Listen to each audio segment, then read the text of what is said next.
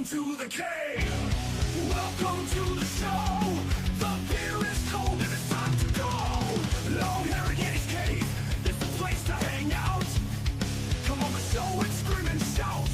Keeping it real, what it's all about. The show is about to begin. We have everything here aside from a dog called Will.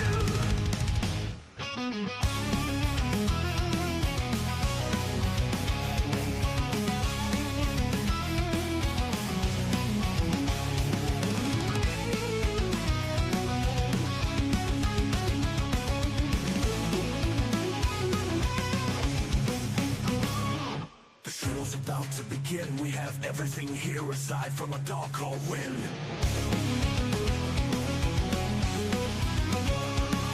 The show is about to begin, we have everything here aside from a dog called Will. Keep it real, keep it real, keep it yeah. Welcome to the cave, welcome to the show. The beer is cold and it's time to go. LongHairedYeti'sCave is the place to hang out. Come on the show and scream and shout. Keeping it real is what it's all about. The show is about to begin. We have everything here aside from a dog called Win. Come on, Win.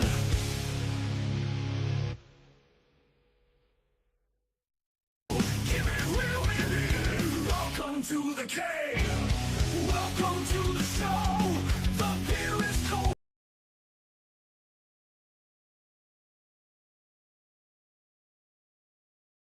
Oh dearie dearie me, big up everyone, how you doing? I am the long-haired Yeti and yeah, this is a Cruzcampo.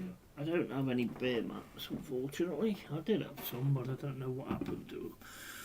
Right, so as you see I didn't play the usual music that I play because it's under dispute at the moment. It keeps getting copyright claims because what I can work out, it's from someone called C418 and it clearly states that you're allowed to use it. You know, anybody's allowed to use it. And from what I can gather, somebody, a rapper or something like that called Starboy, has actually used, and I don't mean Saka, has actually used the music for one of his songs or something, I don't know.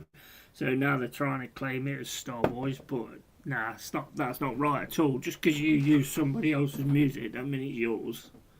What you sing's yours, but the music in the background ain't. So yeah, you can go suck a fat one, to be honest.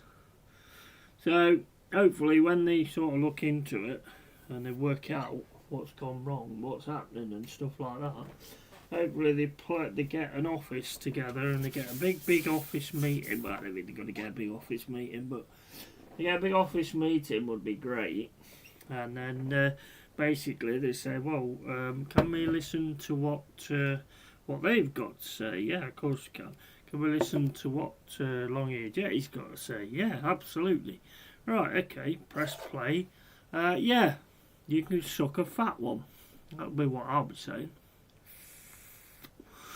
I don't monetize my videos anyway. I don't put any ads on them, so I don't think it'll. From what I've read anyway, that's kind of how they get you with the ads, and I don't use any ads. But whatever. I mean, if it's an issue, it's an issue. Whatever. But it states that anybody can use the music. That's what it states. If you look on Audio Garage, C4118. 4118 he did the Minecraft music as well. You know, and he stated that it's free for anybody, so who knows? I don't know. Big up, Joanne, how you doing? Is that your AI made thing with a cat? Have you actually done that? I'm going for 2-9 Sporting. Absolutely, hey, keep the faith. Keep the faith, Joanne. Keep the faith. What's the cat thing? Have you actually made that yourself, or is it something you found online? It's actually quite good, that is, to be honest. Good picture, anyway. That is one thing, I suppose. I did that on my pet app. Yeah, I thought it was. Yeah, I thought it sounded like you actually. That was it's really good. That was really good. That was, to be honest. I don't have any apps like that, to be honest with you. But well, we kicked off, and it's still 0-0. Joanne thinks it's going to be an absolute obliteration. I've still got to do the episode 7 of Resident Evil, which I'll likely do tomorrow. But I've been a bit busy these last 2 days, so I haven't been able to sort of do it. But we will get it sorted. It's my cat Ali and my talking pet. It's called. Oh, right, I'll have to have a look at that. Is that on Android? Yeah.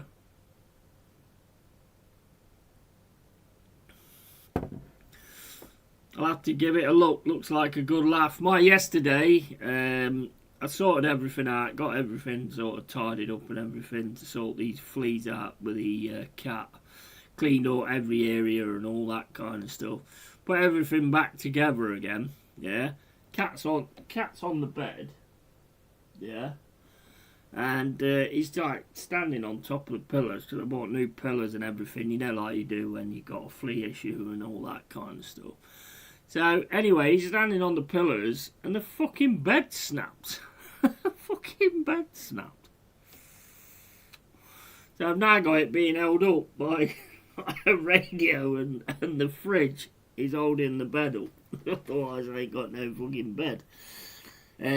Sid Snot is back as captain. Yeah, and big up. And yeah, Android 2. I think I have an iPhone. Big up, Daniel. How you doing, matey? Yeah, it depends what it's on, really. It really depends what it's on. I know you get a lot of stuff like that on Snapchat and things like that. I've just been watching a lot of shark stuff on YouTube. Fucking hell, mate. You know what? You know when you think to yourself, I don't think this is a good idea. Don't do it. Don't do it. I don't. If I don't think it's a good idea, I won't do it at all. No way. The amount of people that think that before something happens is mental, man. Just take that advice, you know. Gut feeling, I think, is quite powerful, to be honest. Sporting playing some good football here at the moment. Keeping hold of the ball. Got that man there wide on the left, and he hasn't seen him yet. He's seen him now. Bit late though. He was actually open for a good while there. Ben White's up against him now. Don't know many of these Sporting Lisbon players, to be honest with you, but if they'd have seen him then, he was all on his own on that left-hand side. Paul Wilbur passed away last week by my neighbour's cat. He used to come in the mine a lot, but they have another one now from Cats Protection called Ralph. Yeah, it's devastating, isn't it, really? I think I've got to take him back to the vets because he's looking... I don't know what's going on, to be honest. His neck, man, there's hardly any fur on it. Just these big red scabby blotch things on there. So I've got to make sure that he's not cutting them open all the time. He looks terrible at the minute. He does. He looks absolutely terrible at the moment. I see Rice is back. I thought Rice would be back, to be honest. And he's got the ball now over to Saliba, into Gabriel. Gabriel to Rice in the centre. Rice to Zubamandi. There's a fucking Zubabooby. Zubabooby. And still with Saliba, over to Zubamandi in the centre circle. Back to Gabriel. That is Gabriel, isn't it? That don't look like Gabriel. Saliba with it now. They all look really small. They all look really small, these players do at the minute. Zuba Booba Mendy. Exactly, yeah. How you doing, Pepsi? Alright, mate. And evening to you, mate. Evening, Jack. How you doing, matey? You got a game on Thursday night as well, Jack. We got Porto at Porto, so... Well, not Porto, where is it? Is it Portugal? It's Portugal, isn't it? Porto. So, yeah, that's who we've got on Thursday. Arsenal again on the defence with Rice. Smashes the ball up the field. Sporting get the ball back. Where is he? I can hear him, but I can't see him anywhere. Egg fried rice and Ben Shite, led by Sis, not with Coco the Clown as manager. Yeah. White was terrible the other day. But I don't think they have any other options to this. Timber's still out, isn't he? It's a nice pass. Oh, and he's got through. And he's in the box. Shot comes in off the crossbar. Ooh. That was a tack and half, that was. Got right through the middle of them. Free kick. Sporting outside the box. He got right through there, didn't he? That was close, yeah. Yeah, I'm going to it, but we made a balls up and booked holiday, which I've just arrived on. Oh, nice one, mate. Where you at? Where you gone, mate? It's the sun's starting to come out now.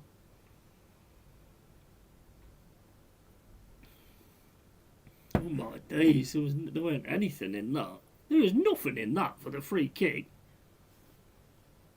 He might have touched him, but not at that point. So I've got to drive to the game, 2 hours there and 2 hours back. Ooh, nice. Where are you on holiday anyway, Jack?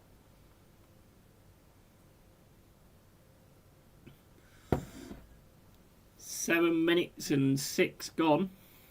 Sporting 0, Arsenal 0. Free kick to Sporting. On the right hand side, just outside the box as well. It's a dangerous one. Like a dive to me personally, but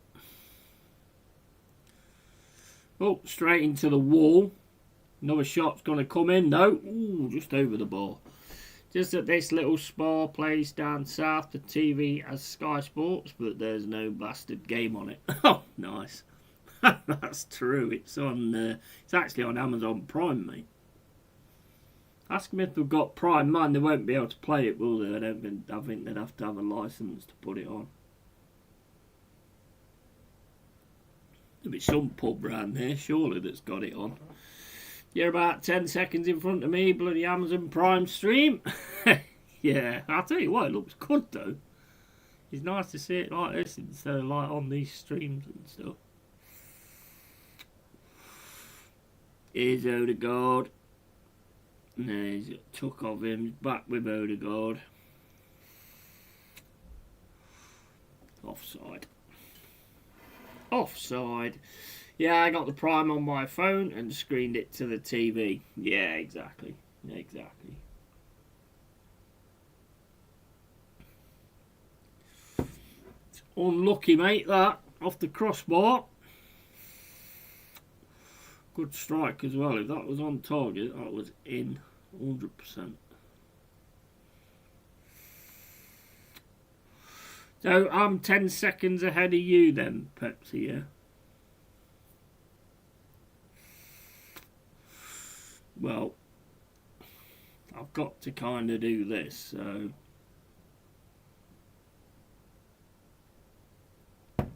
To Gabriel, back to Raya. Raya smacks the ball down the right hand side. Header from Madueke, but Sporting picked that up. Ball straight down the centre again to Saliba. Now Sporting have got it on the right hand side. Coming through, trying to get on his left foot, but he can't. He's still going through, takes the shot straight in the hands of Raya. That's going to be hard for you to watch it like that, mate. Don't worry, it's cool, and got a touch on it onto the crossbar. Yeah, and yeah, he did actually save it. Yeah, you're right. If Raya started against Southampton, I don't think they'd lose that game because he's so on form, whereas Kepa has zero confidence. Yeah. I don't think they was that bothered about it, to be honest, Jack. I'm honest with you. It's like what I heard that was said afterwards about, you know, don't anybody panic. We're still on thingy for what we're aiming for. So does that mean you weren't even bothered about that? So everyone that paid to go and watch it then.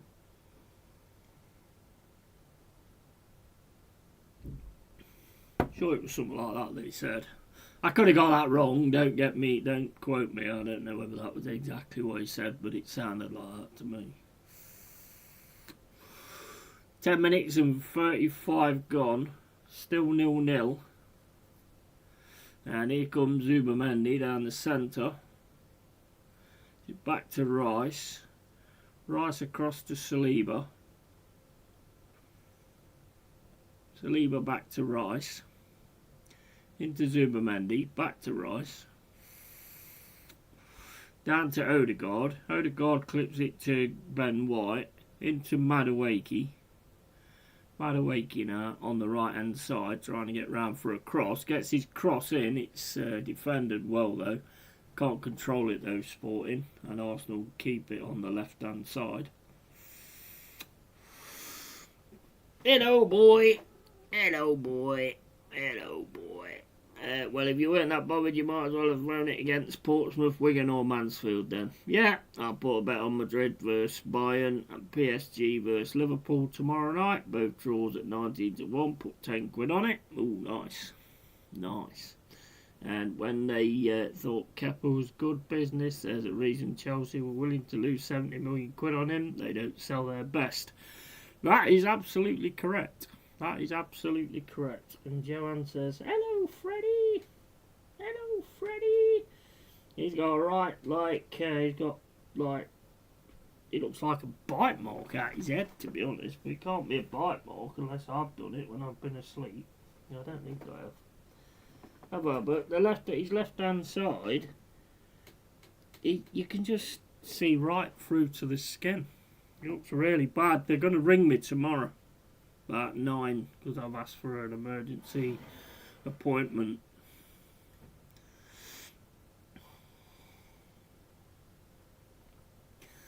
Tangled legs there with Madueke and whoever the other guy is. So yeah, you like my little cat Linny, did you? Such a sweetheart. Oh yeah, absolutely. Love cats, mate. Absolutely love cats. And this little bugger, oh yeah, this little bugger, we'll get you some more din-dins, haven't we, eh? Get some more din-dins.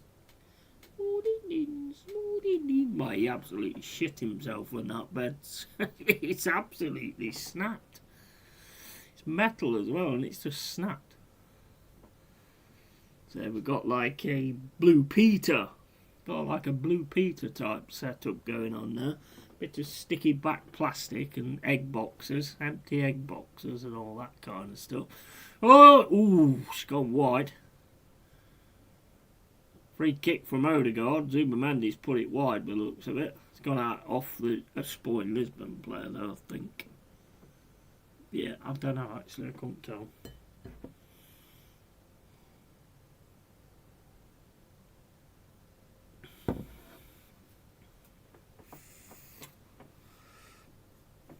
Right, I'll be back in a sec, guys. I'm just going to feed him. It's corner to Arsenal.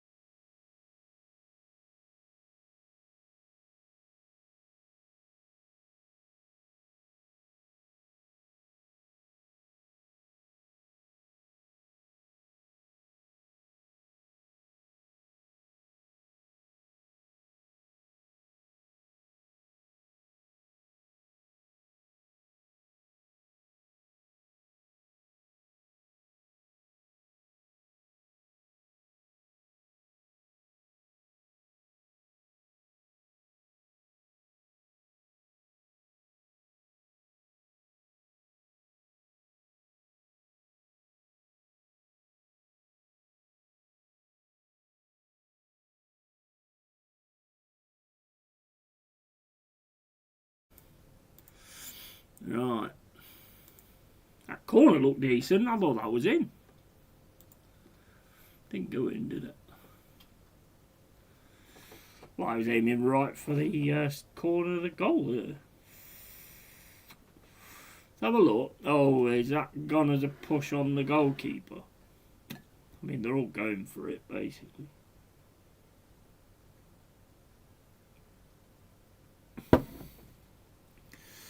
I got this British short-haired cat coming in mine. Grey just turned up the same day. Wilbur died. Yeah, I think if anything happens to him, then I might get another one, to be honest.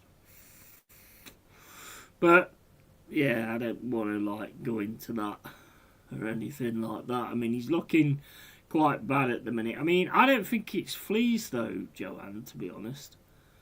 Because we've given him every sort of free flea treatment we can give him. He had another seizure putting him back on them steroids. Why you tell me to wean him off something and then put him back on them, I have no idea. So he had another seizure on them, so I weaned him off him now. He's not having any more of that. That's it. Definitely not having no more of that. I've got a funny feeling. I reckon it might be ringworm, you know. I think it might be ringworm because it's all around his neck and on his head and on the side of his face and all that where these blotches are coming up. It's nowhere else. That sounds to me like it could be ringworm. We've tried all the flea things, so it can't be that. And I ain't seen any fleas. I haven't seen any. When I did the bed the other day, you know, like if they're on somewhere, you normally smack the bed or, you know, hit the cushion or whatever, and you see them jumping up. By the way, I can't see fucking shit, but you know, you normally do see them jumping up, and I ain't seen any. So I don't know what's going on, to be honest. Just hoping we can get it sorted because it's just going from bad to worse. Oh, well, whatever it costs, it costs. I don't really care about that. I just want to get something sorted out, but I don't want to put him on them steroids again. Not that them fits are mental. He don't even know where he is. He fell down the stairs last time, having a fit.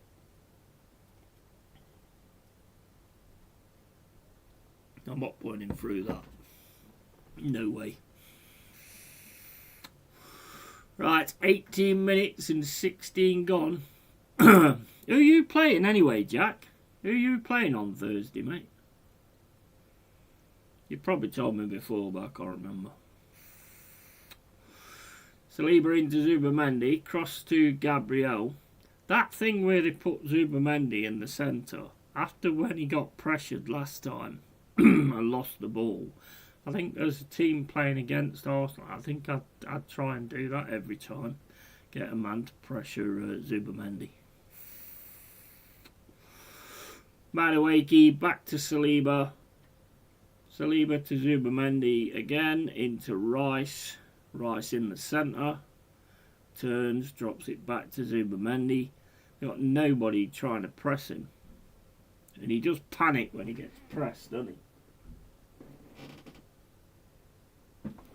Not raining, is it? Sounds like it's raining. Here's Gyökeres, Madueke. Getting tackled like crazy. That's going to be a free kick.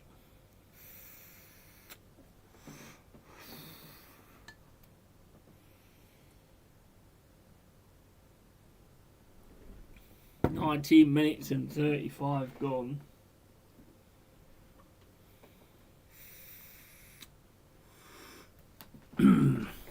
Be good to get the footy back though. Be good to get the footy back. Forest on Thursday night.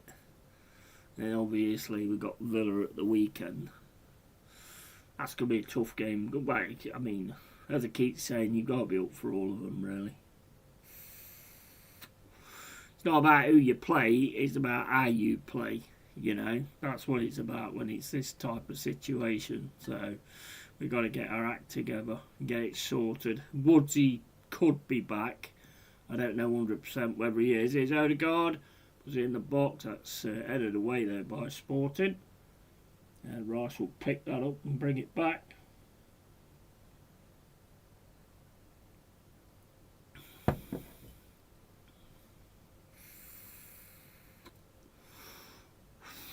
But yeah, I don't know whether Woods is ready. But I suppose this break could have done him good. But he might be ready for Saturday. I don't know. It's not really been said yet. Others might know more than me. I ain't read any, so anyway. It's raining. Yeah, it's not raining. I'm hearing things. Into Zubamendi. Zubamendi now trying to get over the halfway line. Gets over the halfway line. Plays it back to Gabriel. Into Rice. On the left-hand side now, Arsenal. Back to Gabriel. Gabriel telling Zubamendi to go forward, and he didn't. Back to Saliba.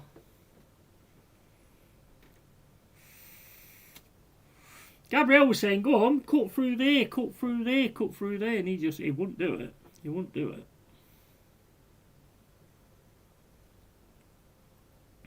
Sporting with it now on the right-hand side. Wins a throw-in. And Arsenal are so boring. They are boring. Yeah, I will give you that. Do Freddie like catnip? I've never given him any of it, to be honest.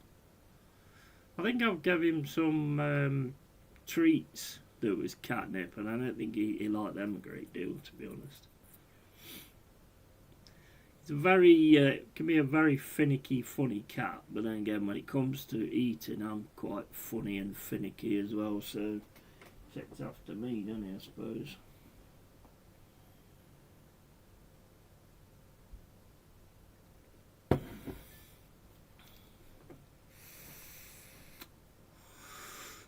Ball's back with Raya. 23 minutes and 35 gone. Raya puts the ball out to Rice, but that was a bit of an hospital pass. Manages to control it though. Gabriel goes to fire it down the left-hand side. Charge down. Throw into Arsenal.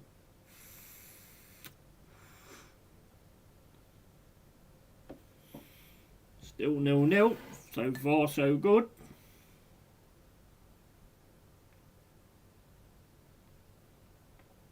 Throwing Arsenal, Calafiori with it.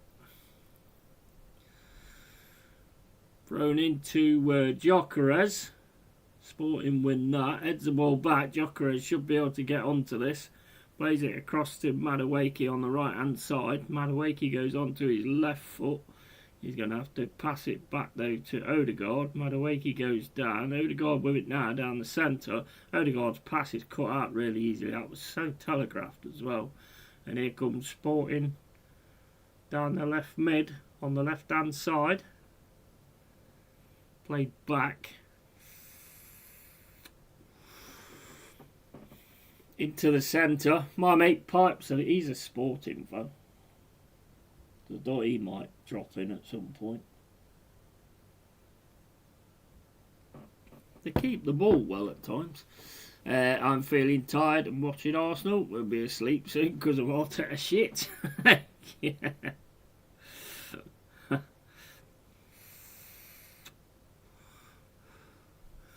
It's like a style where you just sort of hope to get a goal and then start controlling the game. Oh, that's a bad pass. It's into Madueke. He's taking him on the right hand side. Got another player going towards him though. Other player gets to the back of him. Madueke goes down. Clear, throw himself to the floor, that was.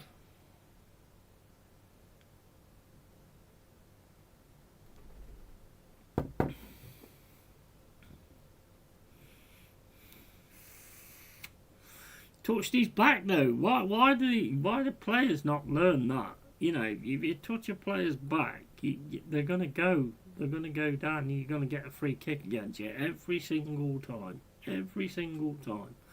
Players don't seem to learn it though. Here's Madueke again into Odegaard. Odegaard tries to get into Gyökeres, and it ends up on the left hand side with Sporting. Fired right over to the left hand side, to the right hand side, to whichever side it is, and here comes Sporting again.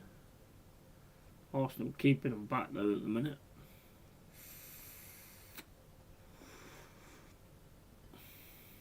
Sporting now on the right hand side. Played back again to the right back. And to the right centre back. To the left centre back. Back to the right centre back. And the right centre back gives it back to the keeper. And it's back to the right centre back again. And then it's back to the keeper. Then it's over to the left centre back. And he plays it out to the left back. And the left back puts the ball up the left hand side. And the left back player on the left falls over. And now there's a big mad scramble to try and keep the ball.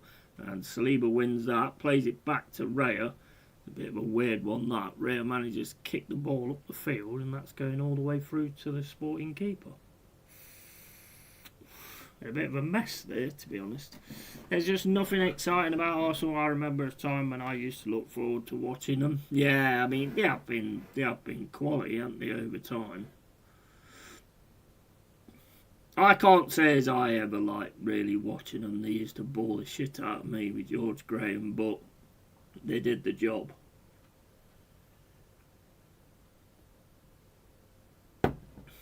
Boring, boring Arsenal was the chant, if you remember. Here's Madueke trying to get the cross on the right hand side. Cross comes in, takes a deflection, it's out for a corner.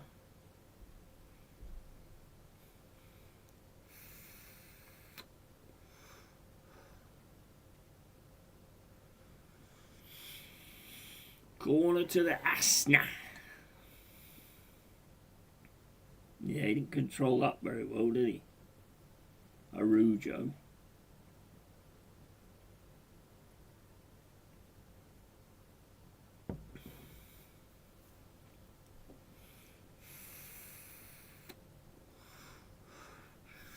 Yeah, watching some of these shark things, oh my days.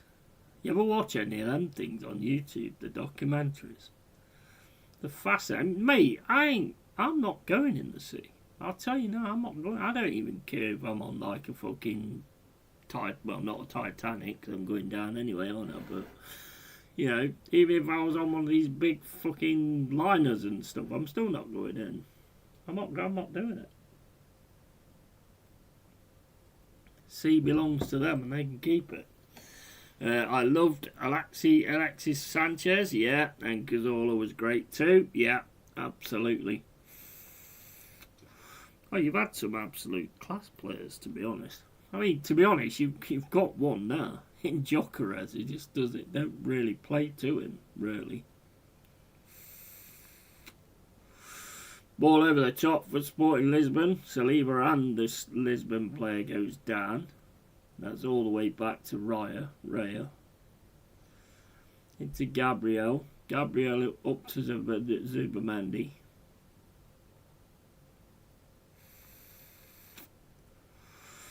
Into Rice. Rice across to Saliba. Saliba to Trossard, I think. No, Trossard now, back to Saliba. Pressing a little bit more now, Sporting. Still with Gabriel though. Plays it right down the left-hand side to... is that Rice? Yeah, Rice, I think.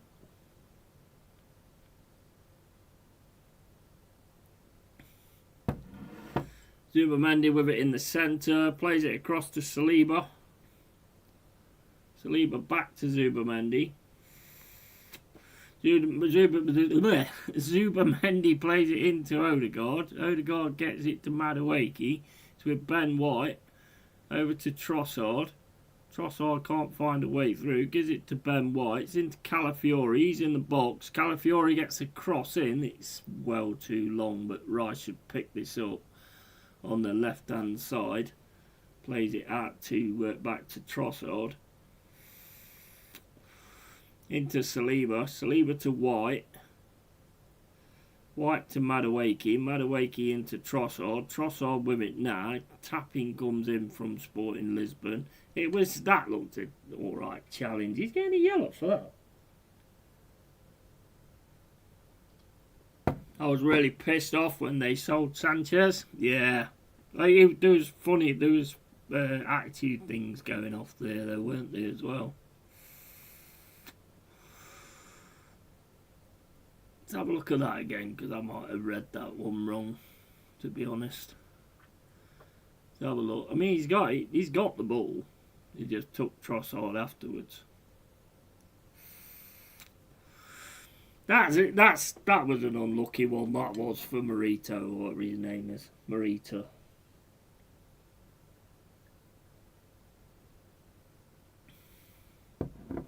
Clearly gets the ball. That's what you have to do in a tackle, but then it's just what happens afterwards. Because when you make a tackle, guys, you've got to then cut your legs off to make sure that they don't go flying into anybody, because otherwise you're in trouble. 31 minutes and 35 gone, and it's a free kick to Arsenal on the right hand side. It's going into the box.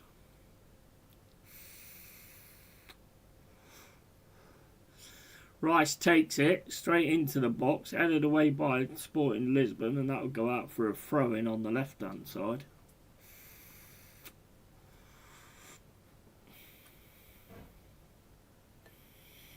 Calafiori with it.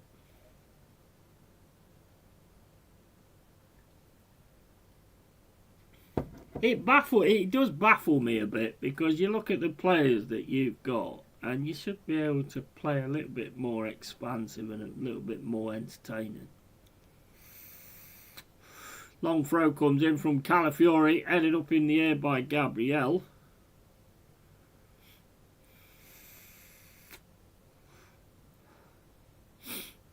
And it's a foul.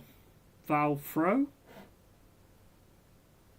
Yeah, foul throw from Calafiori.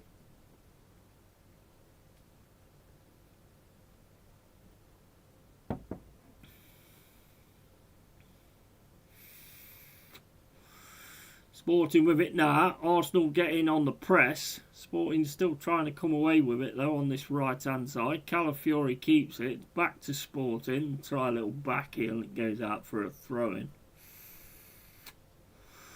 On the right hand side. 33 minutes and 12 gone. 0-0.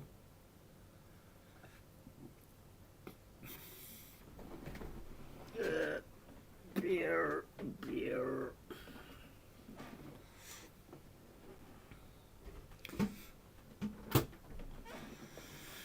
Very congested on this side. Trossard loses out to Sporting player, and it's played down the right hand side. That's straight to Gabriel though. Into Rice, back to Zubamendi, with Calafiori over to Gabriel, and across to Saliba. Saliba then is going to turn and drop it into Rice. Rice back to Saliba. Saliba plays the ball down to Odegaard. Odegaard gets the ball to Madueke. Madueke drops it back to Ben White. Ben White puts the ball over the top for Madueke, but too much on that. Rolls all the way through for the keeper.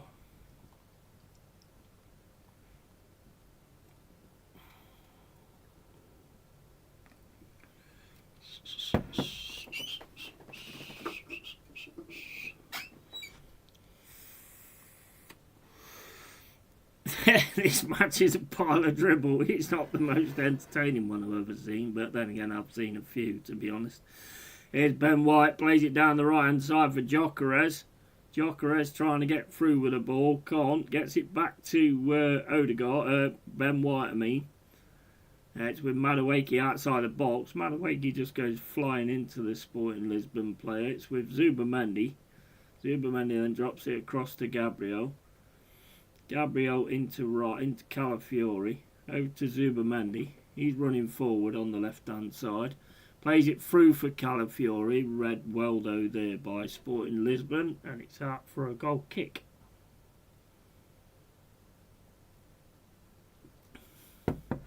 Bit obvious. It was a bit obvious that.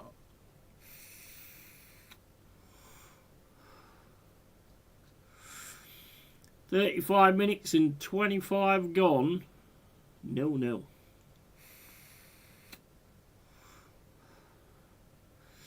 With a Sporting keeper plays it across to the left hand side. Played down the middle. Rice is going to pick that up though. Gives it to Zubamendi. Zubamendi wastes a bit of time there. And Sporting Lisbon managed to get the ball back. Still trying to keep it and get the ball out. Straight to Rice again. Rice the fight with Odegaard. And he's not winning that, is he? Throw into Sporting.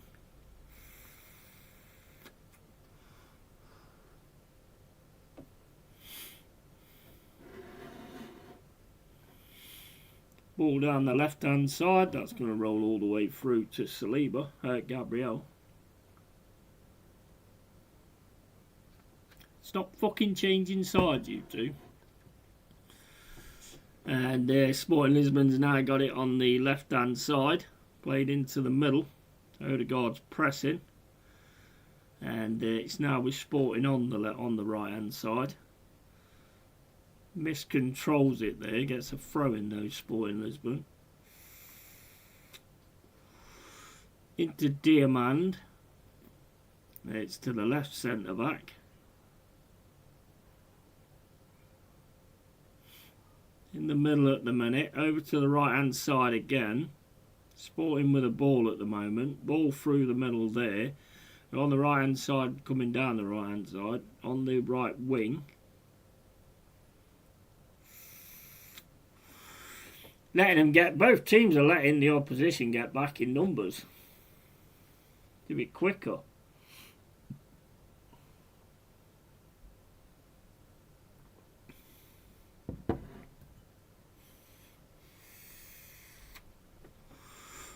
Sporting now going over the halfway line onto the right hand side again. Press comes in by Calafiori. It's with Diamand over to the left centre back. Plays the ball right over to the left hand side to Araujo, who's up against Saliba.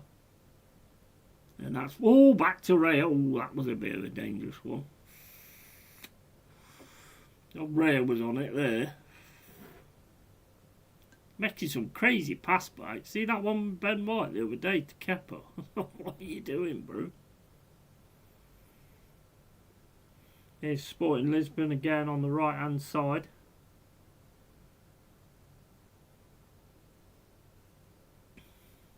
Just playing the ball around at the minute, Sporting Lisbon. That's down the left hand side to Araujo. Back to the left centre back. He puts the ball down the centre. He's got a little bit of space here, running at the box. Gets it over to the right hand side. Tries to get in on his left foot, but Calafiori's stopping him so far. Sporting Lisbon outside the box. Calafiori gets it. His pass goes straight to Lisbon again. And here they come back again. He got it on the right hand side. Rice up against him.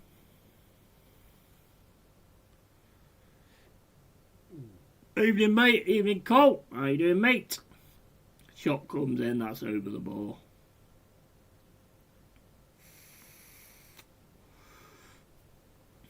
Neither team showing that quality at the minute. Passing and keeping the ball, Sporting are doing alright, but both teams are letting the opposition get back in positions. Into Odegaard. Odegaard plays it across to Gabriel. Gabriel into Rice. Rice has got a bit of space here. Has to pull it round. Got Odegaard in front of him. And Ben White gives it to Madueke on the right hand side. Madueke gets past one. One goes down. Plays it into Ben White. Ben White gets a cross in. And it's straight into the hands of the keeper. 39 minutes and 52 gone. 0-0. And yeah, how you doing, Carl? Anyway, you alright, mate?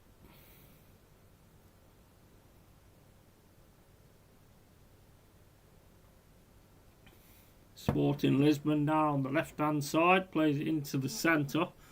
Want to right over to the right hand side, and they've got a bit of space here up against Calafiori. Staying with his man at the minute, stops the cross as well. It's with Rice. Rice drops it back to Calafiori. Calafiori to Gabriel. Gabriel smashes the ball out, looking for Trossard. Never winning that one in there. And it's Lisbon again on the right hand side.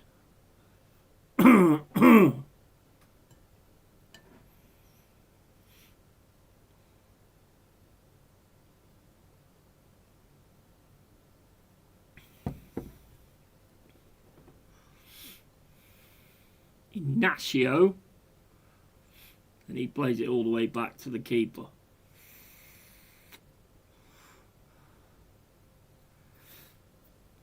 Both teams need to be a bit quicker in their attacking move.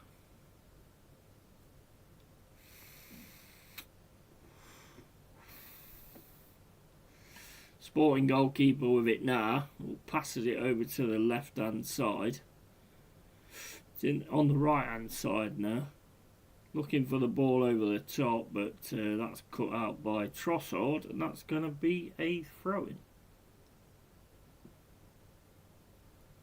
to Sporting. They all look fucking knackered already.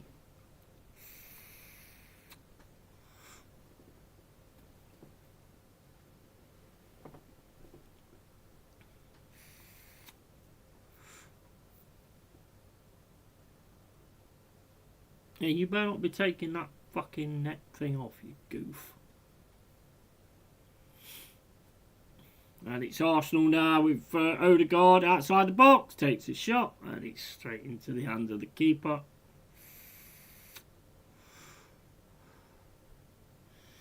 Really get a lot on that at all, did he? Sod the rest of this off. I'm off to make a cup of tea. Can't fault you, mate. Can't fault you.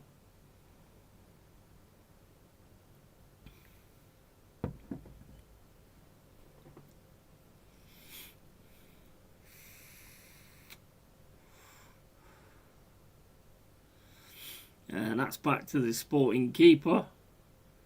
He played it over to the left hand side, played over the top to the right hand side. And here they come down the right hand side. Ball down the middle, he's nearly cut out by Gabriel. Sporting still have it though in the centre circle. Madueke misses the challenge. And Sporting still with it. With Simons back to Diamond, or whatever his name is. He's free again on that left hand side. Again, they don't see him though. When he's free, they don't see him. Then when they do pass it to him, Arsenal's seen him then. Now trying to get down the right hand side up against Calafiori. Tries to get in on his left foot, plays it into the middle, can't get it through though. Ooh, the pass just went away from him there. Gets kicked away as well by Arsenal. And it's still with Sporting.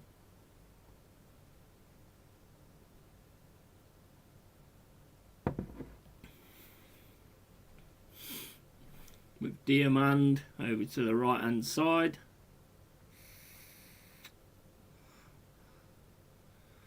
Sporting just passing the ball around at the moment. Arsenal trying to press. Sporting keeping the ball though. In the centre circle. Played over to the left hand side. Into Diamond. Playing it back, sideways, forwards and back and sideways, and Trossard wins that. Can't get the ball through though, but here's Rice on the left hand side. Got a player going towards him, looking for a pass now. Plays it into the middle to Trossard. Trossard now with a little bit of space. He's going to have a shot. It's the Sporting player. Then Sporting get the ball up to the right hand side, but Ray's out. He should be alright with that. Ray kicks the ball out to Rice.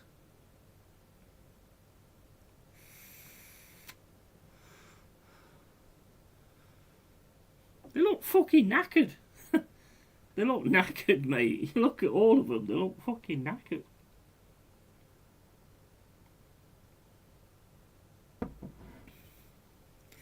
That's it for the first half. Gabriel and one of their players pushing each other about. Yeah, like I say, them shark things. I mean, I was watching one the other day that was like, I watched my friends get eaten alive or whatever, and it was like they sorted out to go on this private yacht, and basically they was going to go out on this private yacht and then deliver it to somebody because somebody had actually bought it. Don't think they want it now, but you'll know why in a bit. But they get caught in this mega storm, and the engine cuts out on the boat. Try to get through to the Coast Guard or whatever, and they manage to get a message through to the Coast Guard, but they lose all the electricals and everything just gets lost completely, and the ship eventually goes down. One of the girls gets injured somehow. I can't remember how, but she gets injured somehow, and the boat goes down. But as the boat's going down, all of them jump off, get the dinghy off the boat. I mean, you want to be in a dinghy in the middle of the ocean? I mean, I wouldn't. But basically, the girl gets trapped in the mast, and it sort of cuts her legs to the bone. And so she's in the water, so obviously you know kind of where this is going because she bleeds into the water, which we know sharks smell blood from miles and miles and miles away. So anyway, she's in the water, and they managed to they've got this other like dinghy type thing. It's got all the food and all the possibility, you know, send a flare up and all that got all that kind of stuff. But there's one guy who's just been a complete knob, and he's drunk, and he's drinking whiskey and all that lot. And he just lets go of this boat thing, which is like their saviour. So that rolls away, because obviously there's a massive storm. The ship goes down completely. They save the girl who's trapped in the mast, but obviously she's bleeding into the ocean. So anyway, they get into the dinghy, and the sharks are around now. Obviously they're underneath and everything. They can see like fins coming up everywhere. But it must have been fucking terrifying, really. And there's like 4 of them in this dinghy. There's her that's bleeding and all that kind of stuff. They can't get out of the dinghy, so obviously they go in the toilet in the dinghy, and it's all in the bottom of the dinghy and all that fucking crap. But yeah, so they're all just laying in this dinghy, and they're there for like days and days and days. And they know that the sharks are there because they keep seeing the fins coming up and going around and stuff. So basically, they're all there, and eventually, like the captain of the ship, they all start getting a bit dementia because the sun's on them, and you know they're not eating or anything like. Not dementia, they're going mental basically. So the guy who's actually the captain, he all of a sudden stands up and starts going, "There's land there, look," because he's hallucinating. He's gone mental. So he's hallucinating. He's saying, "There's land. I'll go and get the car, and we'll go and, like, you know, see my mum. She'll sort us out and all this, that, and the other." And the rest of them are like, "Look, there is no land there. There's no land, mate. There's no land, no car." And he goes, "Yeah, it is. The car's there. I'll go and get the car, and then I'll come back and pick you up." So he gets up on the dinghy, and he just drops straight into the water, and he starts swimming away. Yeah? He's swimming away from this dinghy. All of a sudden, as he's swimming away, he just goes whoop, straight down. They said that they heard him scream, and that was the last thing they heard. But I'm guessing that the sharks pulled him down. He managed to get up to the surface, then scream, because you're not going to hear him if he screams in the water, right?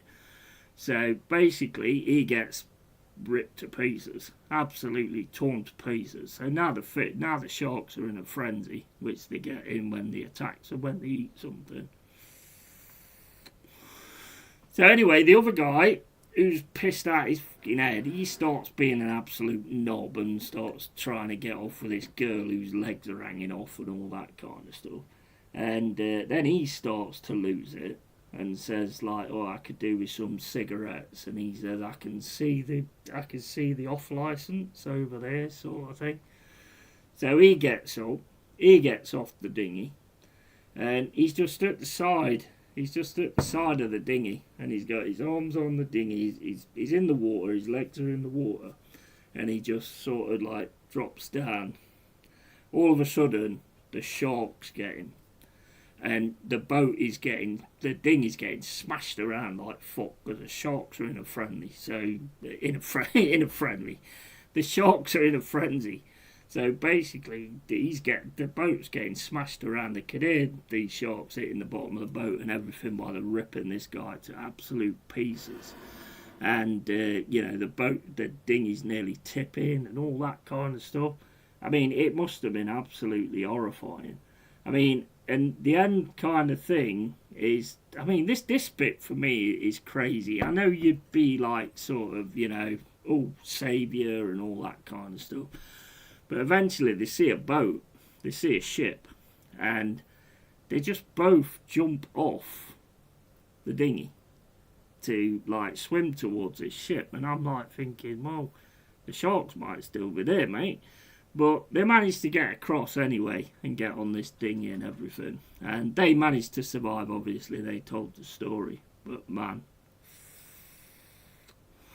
that is terrifying. And that was days and days and days that was. That wasn't just like, that they was in that dinghy for days and days. They had infections all over them and they was just starving to death. And, oh man, absolute ridiculous, man. Ridiculous. And all you've got is sharks around you and stuff. Crazy.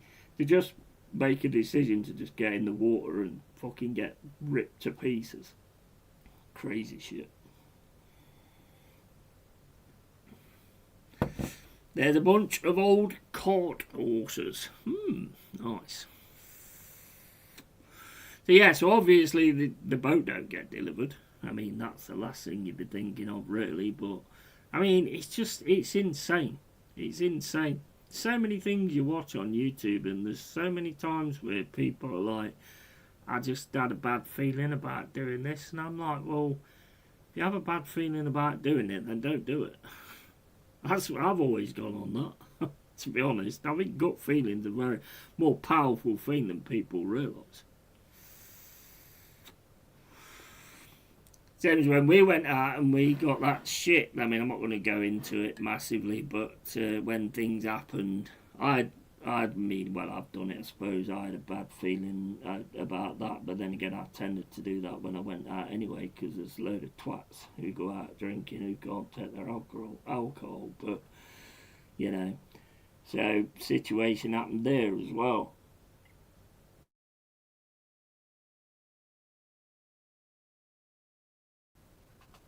So, he was doing it for that, but crazy stuff, mate. These sharks don't mess around either. They don't really like human flesh, but will still eat you if you get a chance. Not long until from next season. Yeah. Do you think? What do you think? Do you think you're gonna get this Prem, Joanne, or do you think it's all gonna fall to pieces now? What's your thoughts? Do you reckon you'll get the Prem? Oh, it's a crossbar. I didn't notice that. The corner, it's a crossbar. Ah, right. Yeah, that makes more sense.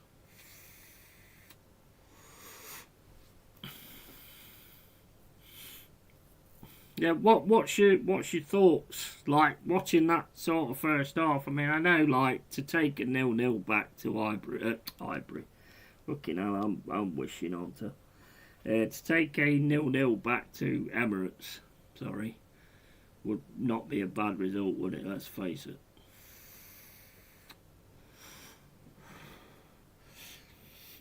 Could shit out on Prem. Yeah, I mean, it could all. I mean, it always could, though. But, I mean, if you manage to sort of get it over the line, then you'll kind of know how to do it next time.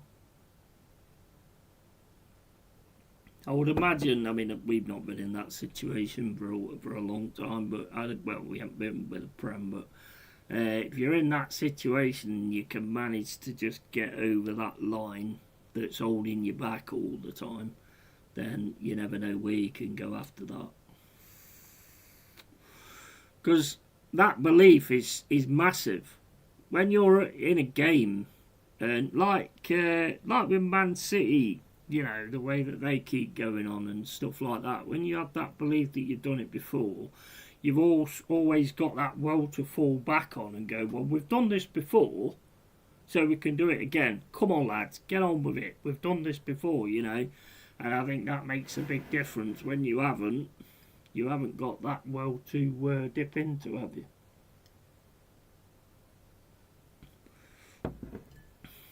That's how we won 2 European Cups on the bounce, I would imagine, that we knew that we could do it.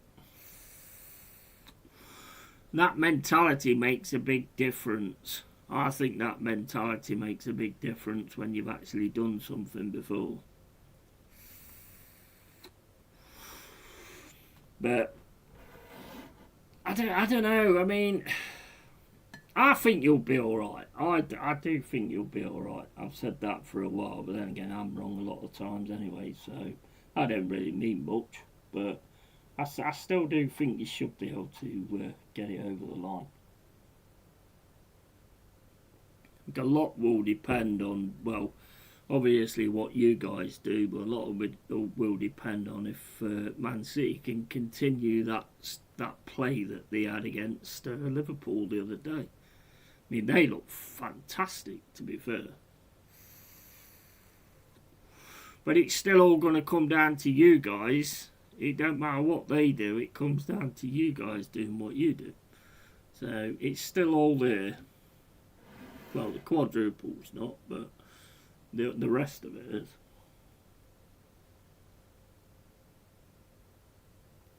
I wish we was in your position and not in the position we're in. I'll be honest.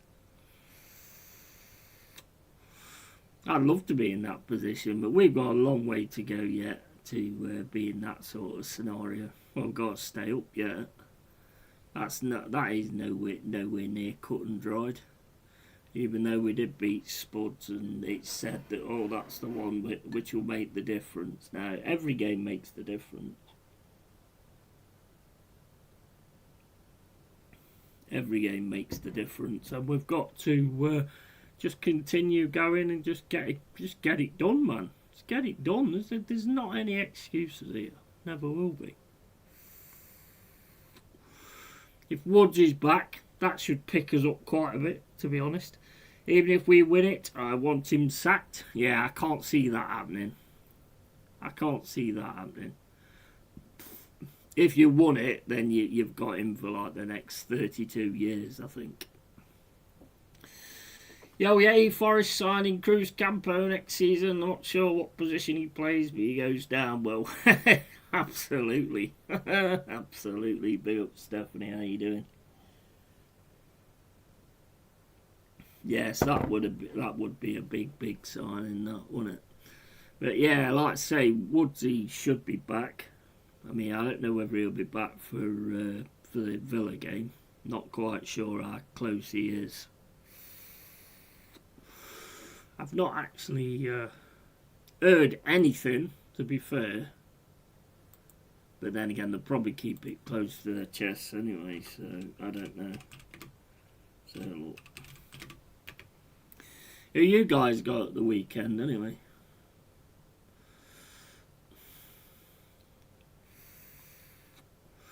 Breaking news and top stories. Read the latest Chris Wood headlines. This will just be clickbait, I should think. Major Chris Wood returning dropped as Nottingham Forest received perfect boost. Right. What is the boost? Oh, right. Pay this money and we'll tell you the story. Yeah, go fuck yourself. I hate stuff like this on the internet. Fuck off then, I ain't even gonna bother. Right, let's have a look, see what it says on here. Oh god, 32 years, and yeah, won't surprise me. And Bournemouth Saturday. Ooh, yeah, Bournemouth's one of them as well, to be honest. That's not gonna be an easy game, that's gonna be a tough one. That's definitely going to be a tough one, that is. Without a doubt.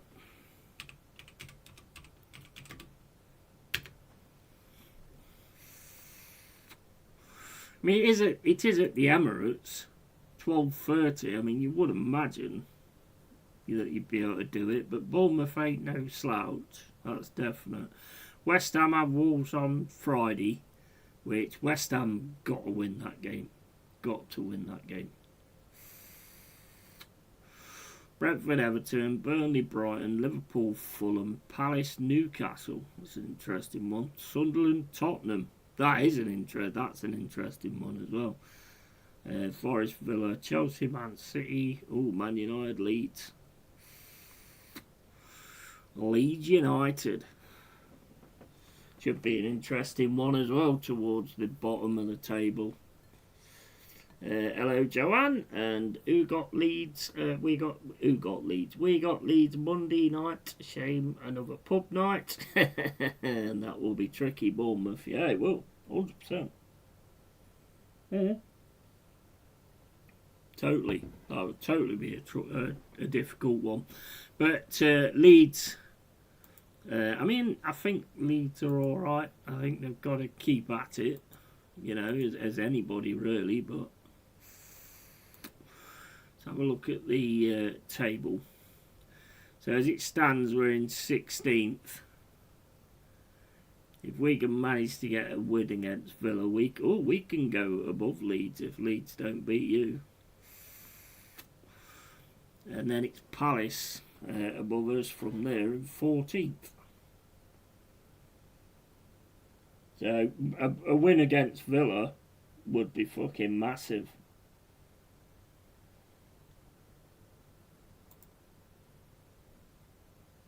That'd be absolutely massive, and it's at home as well. So, you know, no excuses, is there?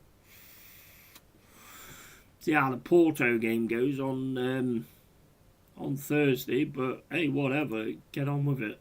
You know, get on with it at the end of the day.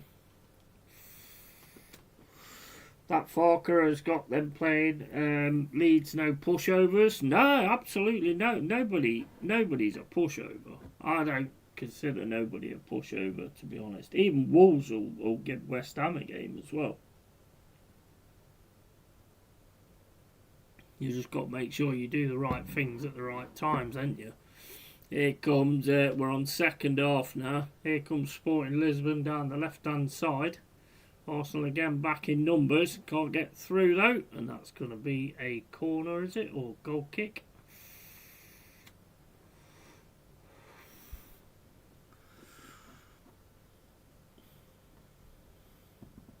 Yeah, corner looks on it.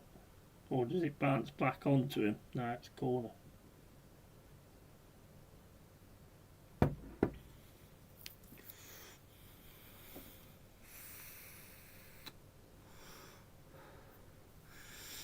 But yeah, I mean, none of them should be games you look at and just think, oh, this is going to be easy anyway. None of them. You know, Villa's not going to be easy. It's at the City ground, but there's no excuses for me. No excuses at all. Got to get the 3 points and start solidifying things. Like I say, hopefully Woods is back as well. Although I think the lads that have come in have done okay, to be honest. But I do like Woods. He does offer that little bit more, and he scored in the B team as well the other day. So.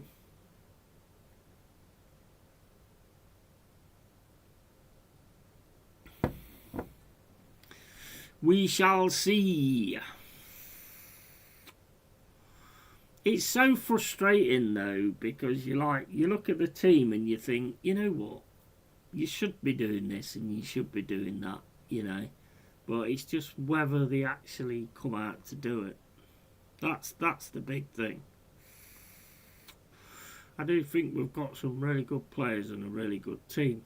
Although I think we're going to lose a fair few of them, whether we stay or don't, to be honest. But we'll just have to deal with that, won't we?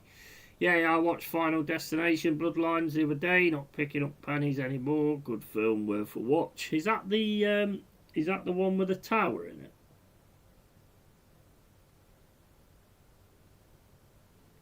Or is that a new one? Is that the one with the tower in it?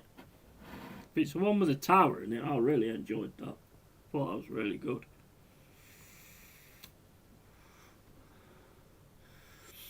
Or is that a new one they've done? I can't remember if that... I think that was Bloodlines, wasn't it? Was it Bloodlines? Yeah, I think it was, yeah. I think it's Bloodlines. Yeah, I enjoyed that. It's quite good, that. Yeah, it's... Oh, man, that... Would you go... I wouldn't go up there anyway. I don't even care. There's no way I'd be up there. No way I'd be dancing on a fucking glass floor up there. No way. I ain't even going in a lift with a glass floor. Fuck that.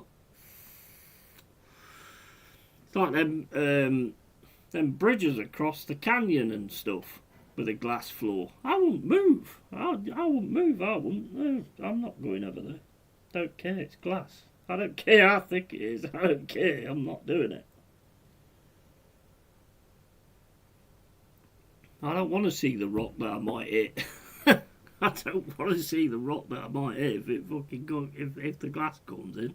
I just ain't bothered. I'm not interested in that shit. Same as roller coasters. Don't want to go on a roller coaster, thank you. Been on a pirate ship, that was bad enough. Here's Trossard. No, it's shots wide. And no way, Jose. Exactly. Yeah, I mean, same as bungee jumping, and I don't want to feel what it would be like to fall from that height, even though I'm going to bounce back up. I don't. Well, I might. Knowing me, I'd get a fucking elastic band, and it'd be one of the old elastic bands, and it'd snap. Nah, I ain't tempting fate like that. I wouldn't even go in, you know, the swimming pool where they got the big slides, where you go in from like a high building from on the slides. I wouldn't even do that. I'm not doing it. I'll go in a paddling pool. I'll be alright in the paddling pool. Nothing will happen there, you know. Nothing can happen in a paddling pool.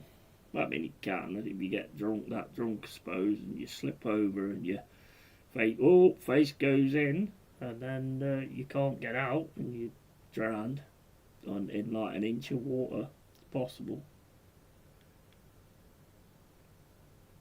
No, don't go on planes. Ain't getting on no plane. I don't go on planes. I ain't going on ships. I ain't doing anything that might actually end up bad. I saw a trailer for a film coming out called Deep Water, which is very similar to the one I watched the other day, where the plane comes down and then the sharks start attacking. It's very similar to the one I watched the other day, and I did a honest thoughts and opinions on. I can't remember what it was called, but it was like a budget film. But they're doing another one, but it's like more effects and stuff like that. So yeah, there's that one coming out. I'm not going anywhere unless I can walk. I mean, I might get run over though when I'm walking, I suppose. So I suppose there's always ways that things can happen, I suppose.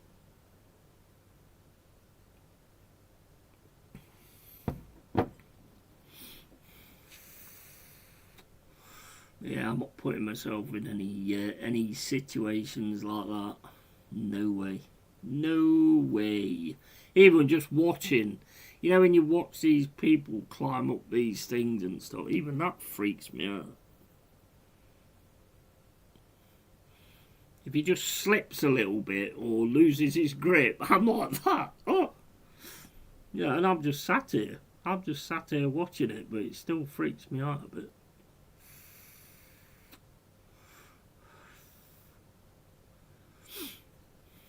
Not being none of that. No way.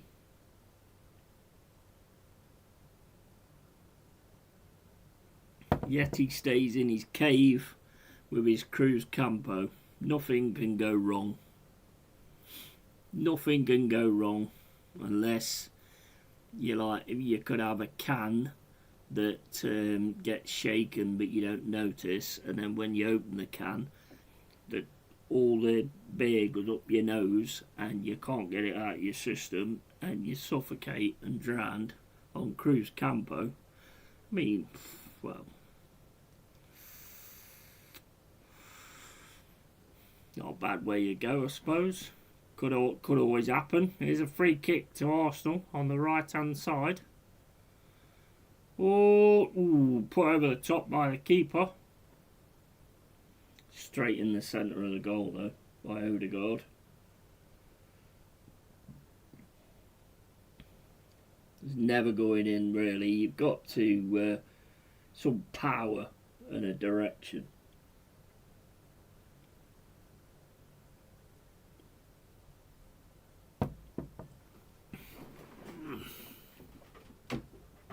.53 minutes and 24 gone.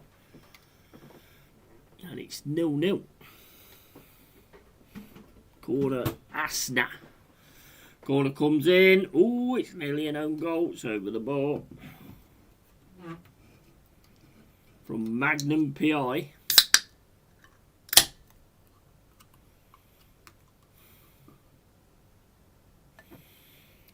Another corner, Arsenal.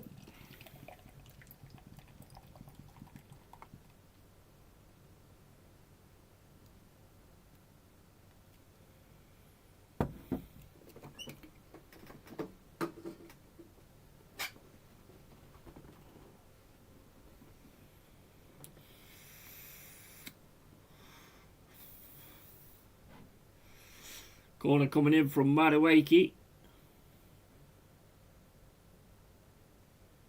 Ball comes in over the top. Oh, Gabriel just can't get his head to it. Lisbon player goes down. They're on a break here, but Gabriel Reyes out there heads it away, but they're still on the attack down this left-hand side.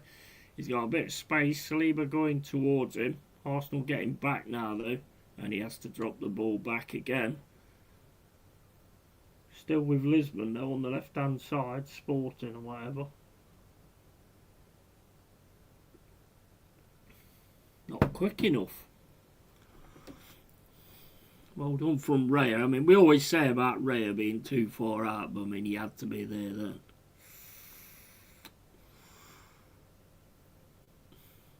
.55 minutes and 12 gone. 0-0.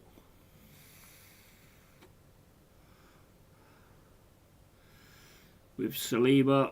Saliba plays it into Rice in the centre. Rice is going to have a run through, but he's getting a lot of pressure. Gets it through to Trossard on the left-hand side. Trossard now trying to get round for the cross. Gets the cross in, Trossard. Ooh, goalkeeper misses it. Madueke misses it as well. It's with Lisbon on the right-hand side. Tries to play it down up the right-hand side. And then there's a foul on the Lisbon player.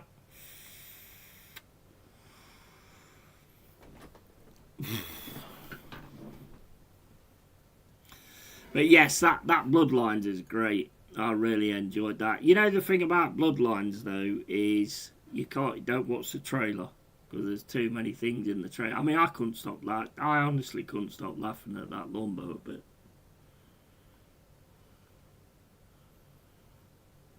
It shouldn't be funny, but it was. Here's Lisbon again on the left-hand side, trying to get the cross in. Ball comes in. Oh, it's gone wide.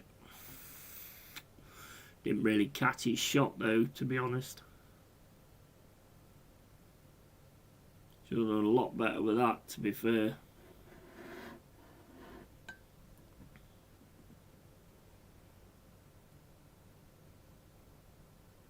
Oh my days, you jumped into him with both knees. Yeah, fluffed his lines there. I think Zubamendi put him off a bit as well. It's with Gabriel.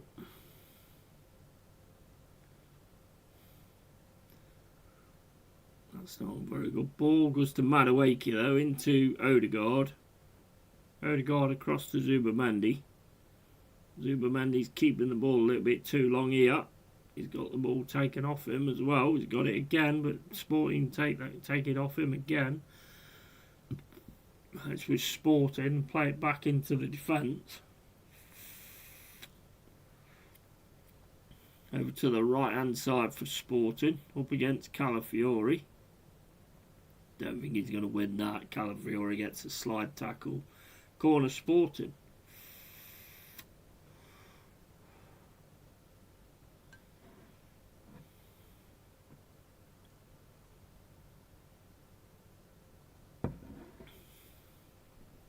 So the way it works nowadays, where you make a tackle, you win the ball, and then your feet take the player out. When Calafiori makes that clearance there, kicks the ball away, if his feet had gone into the sporting player and took him down, is that a pen? That's why the way they do it now is just stupid. It's stupid.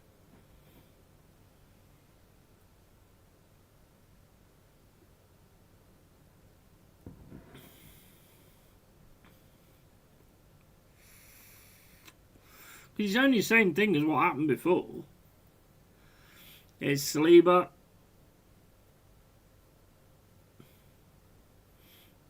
Saliba into Odegaard. Back to Saliba. Back to Odegaard. Odegaard now looking for a pass. Can't find one. Plays it back to Saliba. Saliba plays it back to Odegaard. He's got a little bit more space now. Plays it down the right hand side. Back to Odegaard. Cross to Saliba. Saliba to Odegaard. Odegaard puts the ball over the top looking for Calafiori. Kicked away by Sporting. Goes only to Madueke though.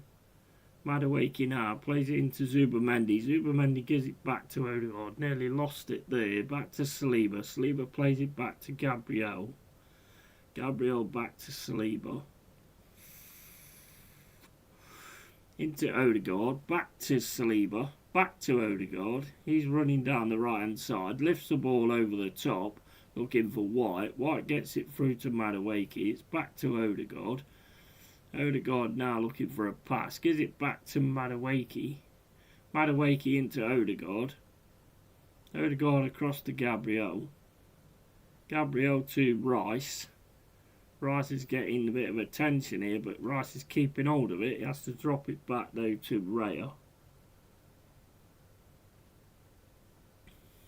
Into Rice again.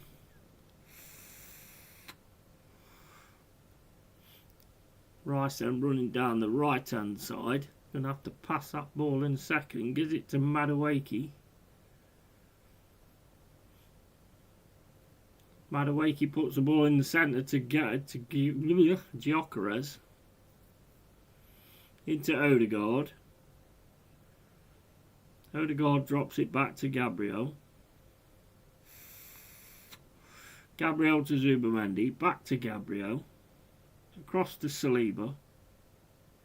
Saliba to Rice. Rice into Odegaard. Odegaard up to Gyökeres. Back to Odegaard. Into Madueke. Madueke gets the ball taken off him by Araujo, and it's thrown to Arsenal on the right hand side.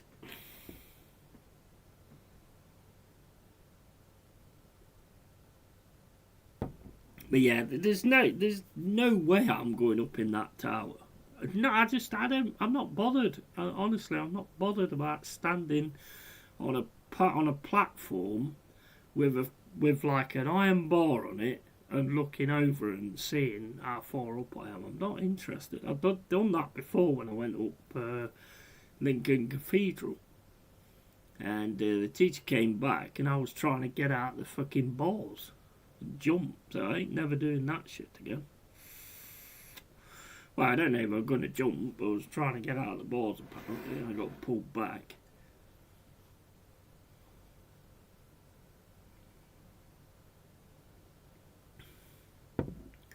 Keep my feet on floor. Keep my feet on floor. That's my thing.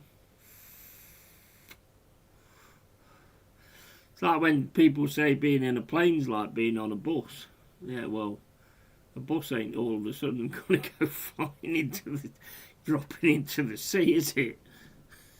You know, it's a little bit different. I don't like the bus, I'm going off. Where's its speed? 62 minutes and 36 gone. Thrown to Arsenal on the right hand side. Ben White throws it into Madueke. Madueke now trying to get round. Can't get round. Plays it to Gabriel. Gabriel puts the ball into Gyökeres. Gyökeres in the box. Got a lot of pressure on him. Zubamendi gets a shot and it's a goal. It's a goal from Zubamendi. That was a nice shot, to be fair, by Zubamendi on the edge of the box. Curls it round.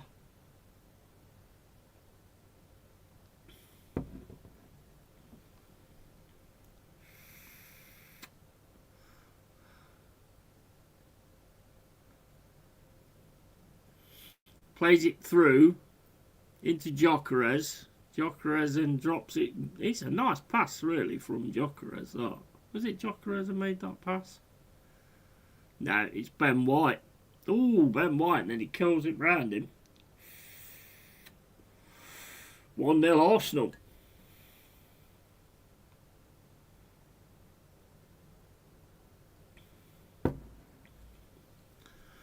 Sporting players throwing things at Arsenal players, we'll look to it.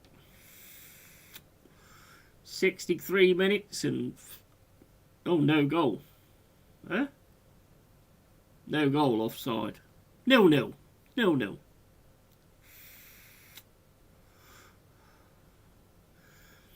Wonder why there weren't no mad celebrations.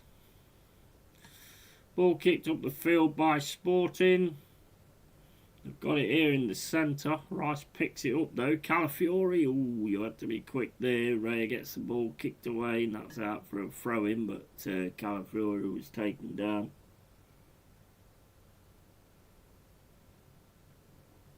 Yeah, he's just gone straight into the side of him there.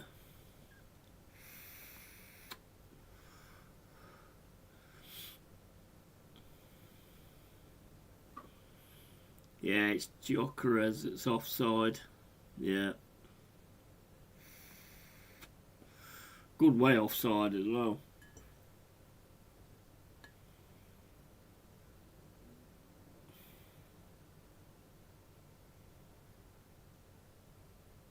Trossard lifts the ball over the top, straight into the hand of the Sporting keeper.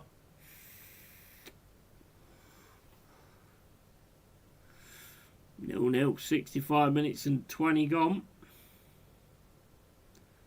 Sporting smashed the ball up the middle of the field. Gabriel wins it. Gets it over to Madueke. Madueke drops it back to White. White drops it back to Raya.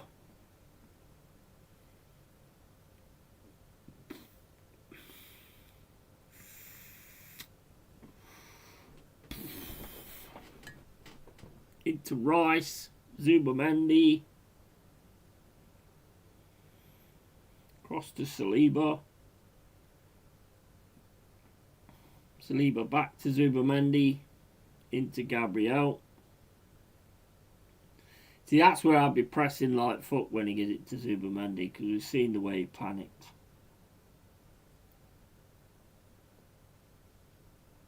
Into Rice. Across to Gabriel. Gabriel now on the left hand side. Plays it into Trossard. Trossard plays it into Zubamendi. Zubamendi back to Saliba. Into Madueke. Madueke beats his man, but there's another man there. Rojo wins the ball. Rougeau now trying to keep away from Madueke. Running, he's took that far too far. It's with Zubamendi now on the edge of the box. Gyökeres is in the box. Takes a shot. It's a P-roller. It's a P-roller. Get no power on it or anything. But it's the defender as well. But there ain't no power in it anyway.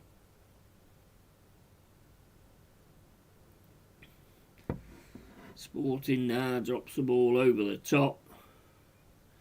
Rice picks it up. Zubamendi plays the ball down into Odegaard. Odegaard's back here was straight to Sporting. Still with Trossard though. Trossard's now having a run into the centre.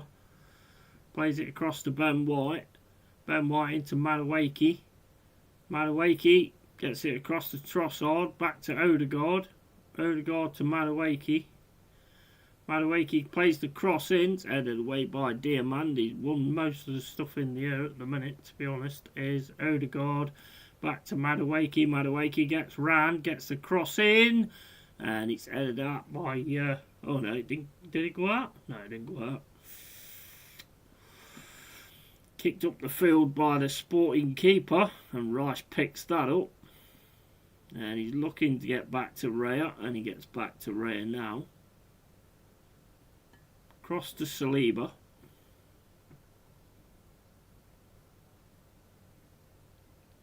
Into Zubamendi. Zubamendi's running through the centre. Played to Madueke. Madueke now up against the 20, Araujo. Back to Zubamendi. Back to Madueke. Back to Zubamendi. Into Saliba. Cross to Gabriel. Gabriel to Saliba. Saliba to Zubamendi.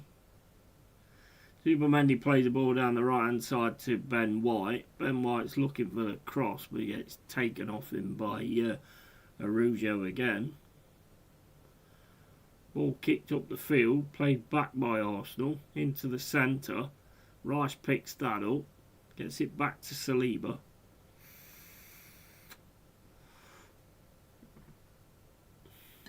Free kick, I think. I watched fight. I'm sick of referees not telling managers to get back in their technical areas. Well, it was supposed to be a thing, Jack, to be honest, but it's another one of those things where they all of a sudden just they don't want to do it anymore, do they? They come up with a lot of ideas, but then the refs just decide they don't want to do it. Odegaard's going off now. What happened to that rule? Yeah, mate, it's same as the asking for a yellow. I'd seen that been happening for a while either.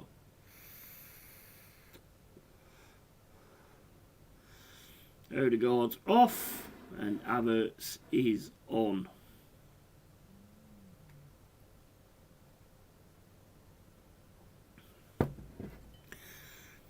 They have these rules and they go on for a bit and then all of a sudden they stop. I've seen that one happen with Salah. Salah asked for a yellow card for somebody and he didn't get booked.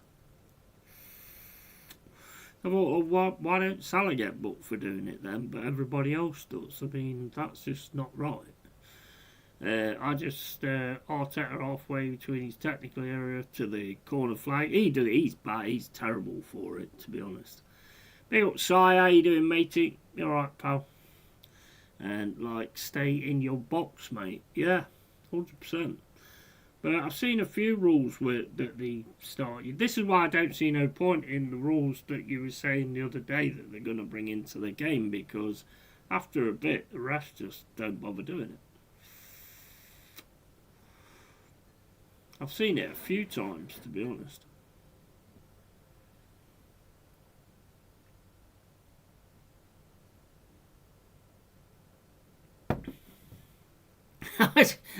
Sorry. I was just about to ask, what do you think, Si? Then I just looked at the screen and saw this is shit. So I don't need to ask that then. Like the Eze goal disallowed at Chelsea, someone was in the wall. That rule got forgotten about well quick. Yeah, I remember that one. Here's Sporting on the right hand side. Sporting now got the ball on the right hand side up against Gabriel. Ball comes into the box. Nobody's really put a good one into the box, to be fair. Gyökeres wins the foul, basically, and that's what we can call it, wins the foul.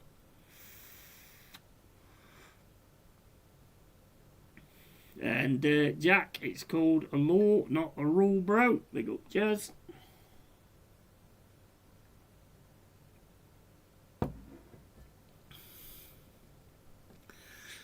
"72 minutes and 30 gone. 0-0.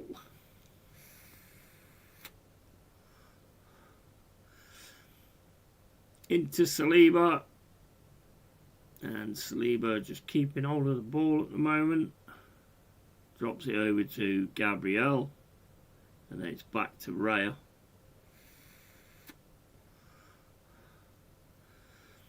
Raya to Saliba. Saliba coming forward on the right hand side, but I say forward is still in their north. But here's Zubamendi. Cross to Saliba.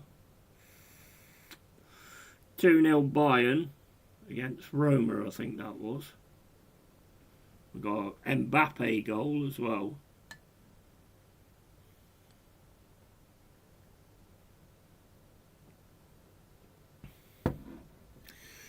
Yeah, 100%. It's like every game I watch of every team, their managers are flying down the touchline. They used to get booked for it. Yeah, well, I think it was supposed to be a big thing. I remember Tom going on about it. He was saying it was going to be a big thing. By the way, Key, oh, man. Why did Trossard stop? Was he offside? It's a nice ball in as well, that is, from Matt. Oh, he's got, Jokeres has got absolutely stopped by Diamandi. He's looked decent, to be honest, that Diamandi. Martinelli and Dowman coming on that.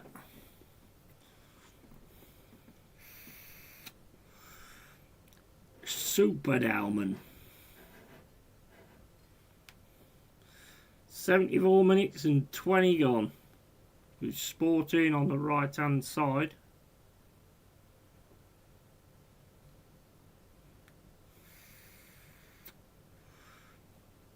They've kind of done the same as what you've done most of the game, to be honest. Passing it back, passing it side, passing it forwards, although their forward ball's been a lot better at times. Here's the number 10 in the centre. Well, that's a nice ball through there. Over to the right hand side for Sporting. Can't get the crossing. Gets closed down by Trossard, I think that is.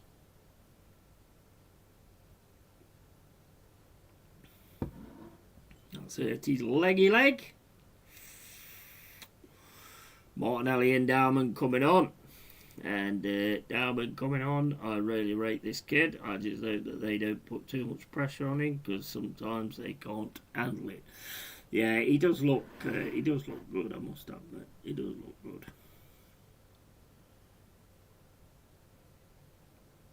Let's see how he handles this this scenario.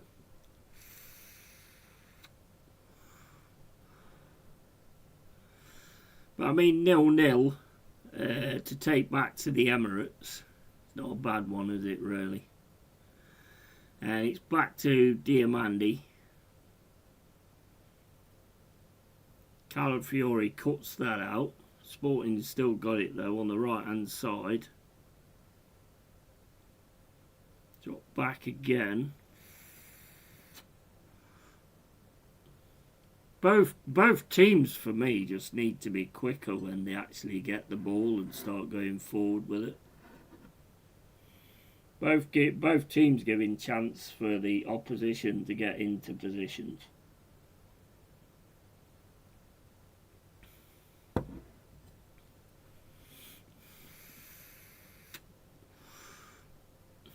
Is Sporting on the left hand side, plays it across to the 23.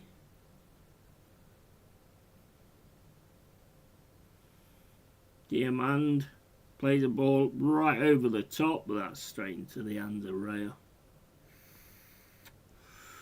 Zubamendi with the ball, plays it across to Rice.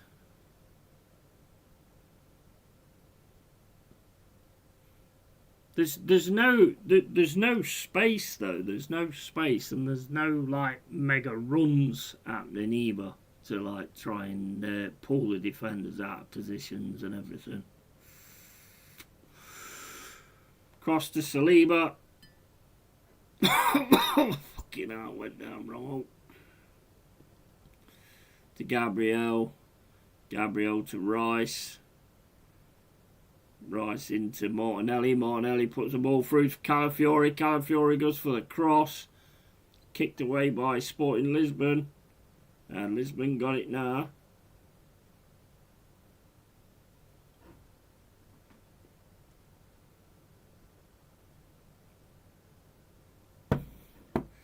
Neither team's been quick enough going forward, to be honest. Here's Lisbon. Got it in the centre. Over to the right hand side. Up against Calafiori, tries to get on his left foot, takes a shot, and it's wide. Asking for a deflection. Let's have a look. No, I didn't see no deflection. Went through Calafiori's legs. Might have hit him a little bit, but you wouldn't have seen that.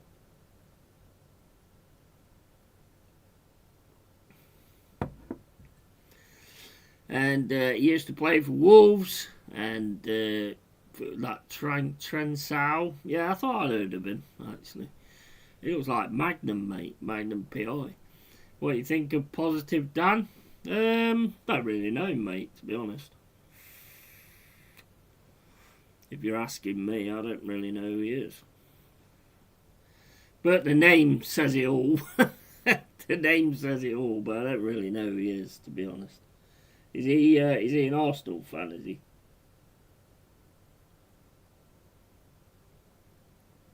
Like Rebel Morrison at United and Adnan Januzaj at United were the up and coming, and when they got too much pressure on them and never fulfilled. We've seen a lot of them, haven't we, Jack, to be honest? Seen a lot of them. We've seen a lot of them that look like the next big thing, and then all of a sudden it just, you know, they're handled wrong or whatever happens, and they just fade away, basically. Most of them are in the Championship.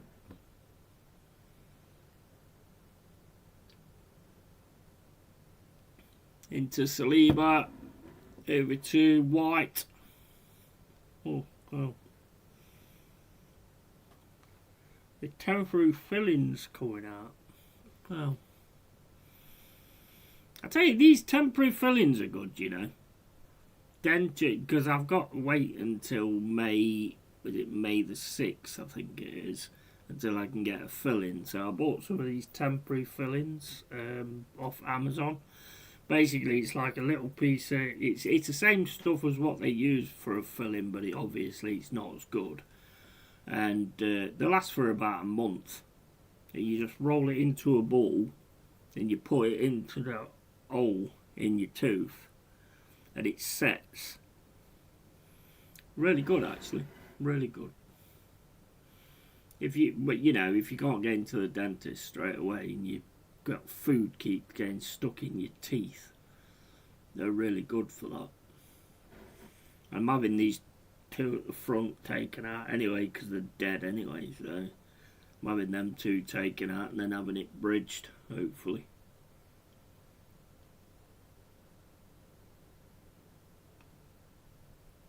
Costs about 360 quid, I think it is. Oh, corner.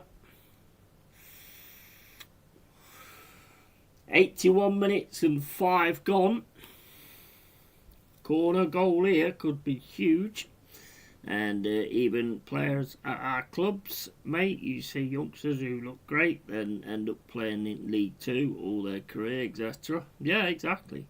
Mate, I had a temporary filling years and years ago, and it's still there. Yeah, I mean, they do. I don't know whether it might be the alcohol, I don't know, but they do tend to sort of fall out after so long. But I've only done it, like I say, until I can actually get to the dentist and get a proper one. Nothing worse than Fuki getting stuck in your fucking thingy. Is that you in the background? My mate did it because I was saying about how much I like drinking Cruzcampo. If you notice, he's got 6 fingers, so hopefully it's not me.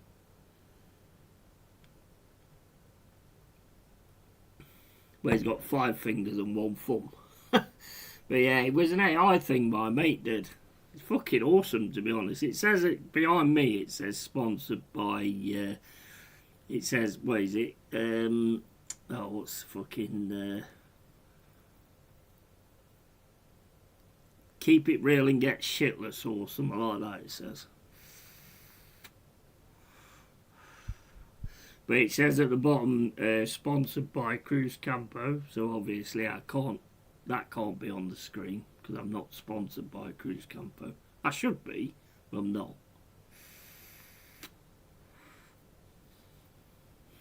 Well, that's a good save there from Raya. Is that you?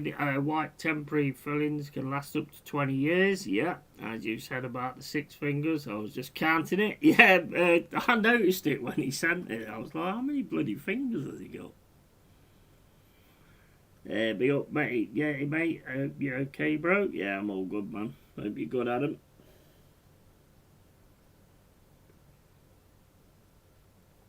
Hope you're good, my friend.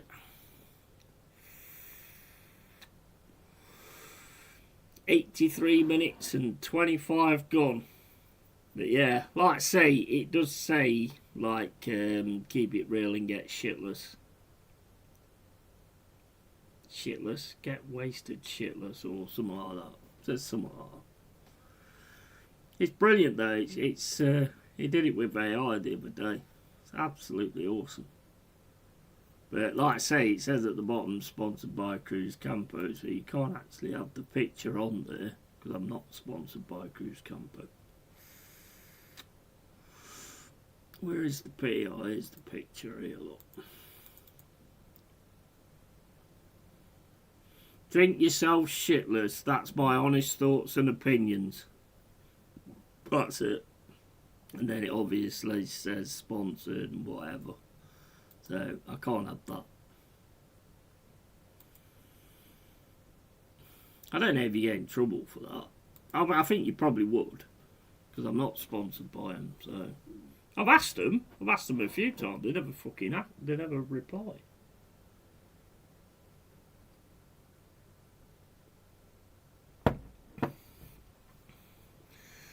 Can't have 6 fingers, mate. You ain't a Derby fan. Absolutely. That was exactly my point as well when I said it. Oh, shot comes in from Martinelli straight into the keeper's hand. So yeah, I did actually say that.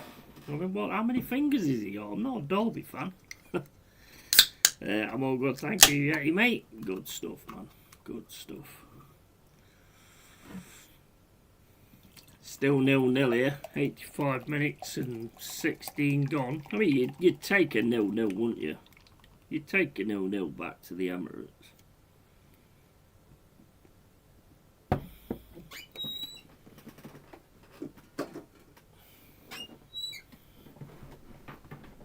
I suppose it depends, really. Do you want to be doing it with authority, or do you want to be taking it back to the Emirates with 0-0? I'm sure you'd rather have had like a fucking 3-0, but you know, shit don't happen. So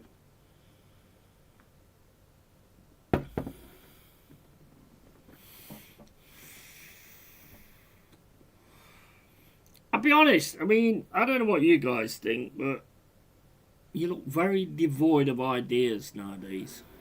The effort's there, but they're very devoid of ideas.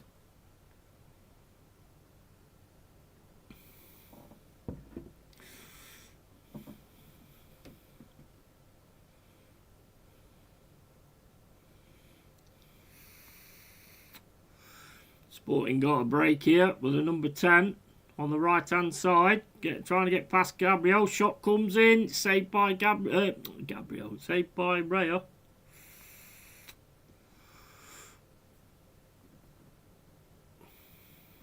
Spilled it, but then got it back again. Well, it actually went out.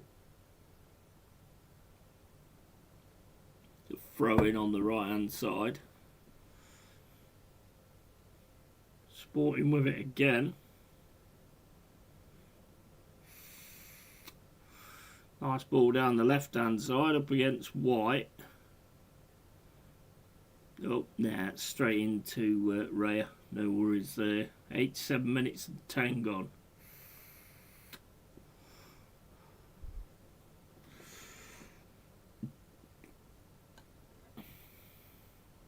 I think he basically, I mean, I don't know what you guys think. You're the Arsenal fans, not me, but you played for a draw.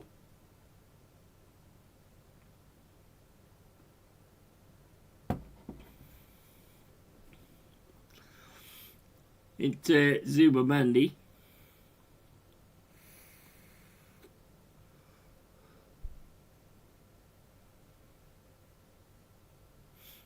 Here's Havertz. Gets it across to Darman. But Lisbon player goes down, showing the blood that's in his mouth.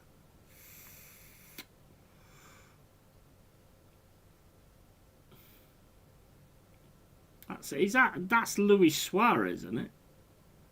Not the Luis Suarez. I mean, he might bite people as well. He's got blood in his mouth.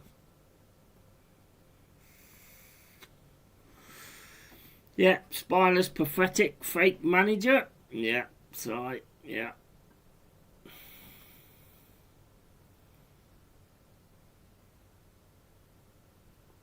What's your thoughts, Si? Do you think you'll get it over the line or what? Not the champ, I mean the Prem. Here's Martinelli. Martinelli gets it through to Rice. Rice puts it over to Dowman. Dowman now trying to keep the ball in. Gets it round. It's a foot in there though, Lisbon. Headed back by Zubamendi. Into Zubamendi now. Rice. Across to Ben White. Into Dowman. Dowman back to Saliba. Saliba gets it through to Dowman. Can he get the cross in? Good challenge there from Lisbon.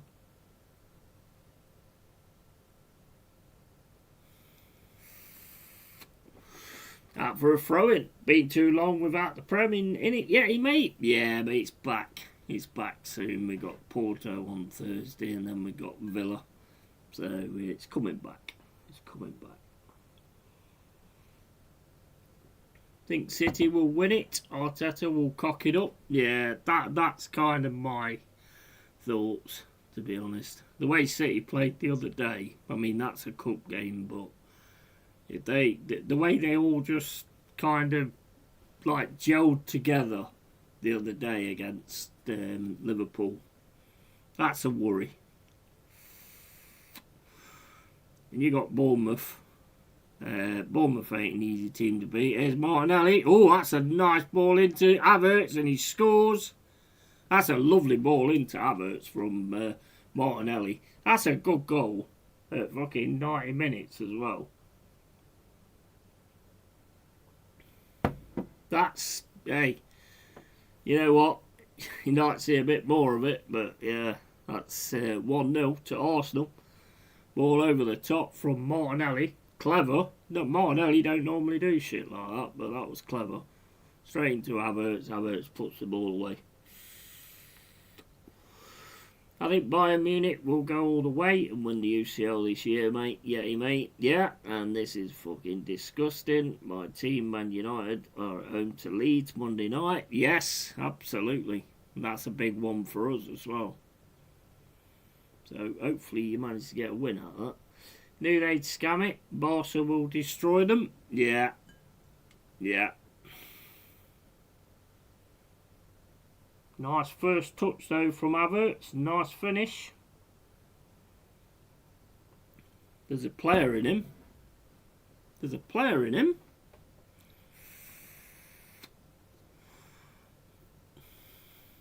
"1-0 Arsenal. Right at the end.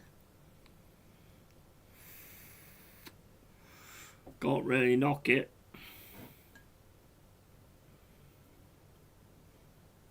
I'm not convinced, but it's like, you know, that's a good away result, to be fair.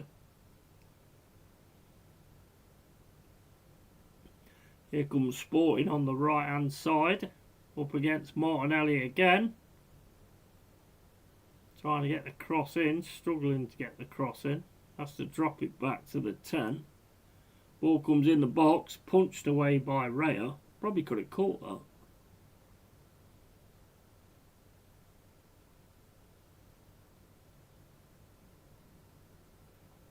that. Game's done, just waiting for the final whistle now. Sporting are having an attack here though. They're in the box. Shot comes in. Oh, he misses the ball right across the box. And the whistle should be going any time now.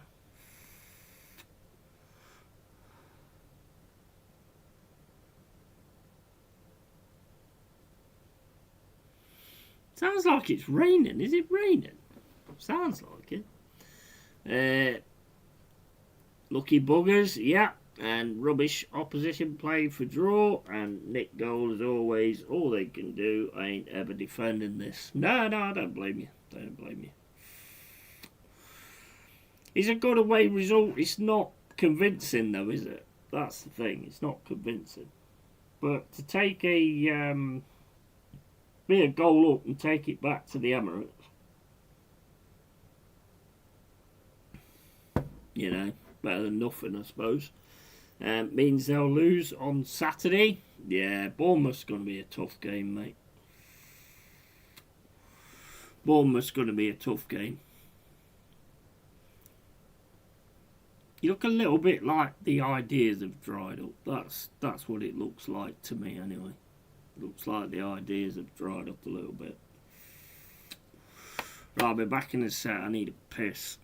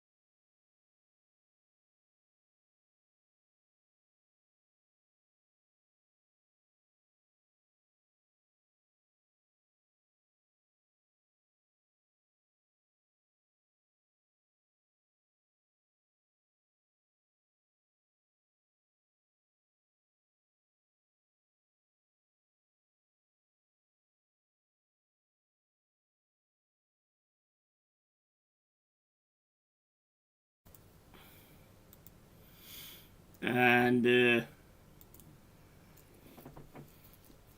here's the Glory Hunter. Big up, Dal. How you doing, mate? No, I'm joking. Rubbish opposition, played for a draw, means they'll lose on Saturday. And Dal comes in and says, Arsenal won. Yeah. Mate, I'll tell you what, it weren't... I think pretty much from what I saw was like both teams just wasn't quick enough when it came down to the attacking side. Weren't a lot of ideas really from Arsenal. Thought Sporting kept the ball well, but Arsenal did as well. But then again, there's all players back, so. But hey, you know, you managed to get that breakaway and you managed to get that goal, and that's what matters at the end of the day. And you've got a 1-0 lead to take back to the Emirates. So, you know, hey, can't fault it, really. It's not, I mean, you say it's not convincing, but it's like an away game. You still win it, you know, so it gets the result that you want in it, really. So, I mean, I suppose you can look at it like that. I don't know. I mean, would you guys take to not win the Prem and not win the Champions League and have him fired? Would you have that just to get him fired?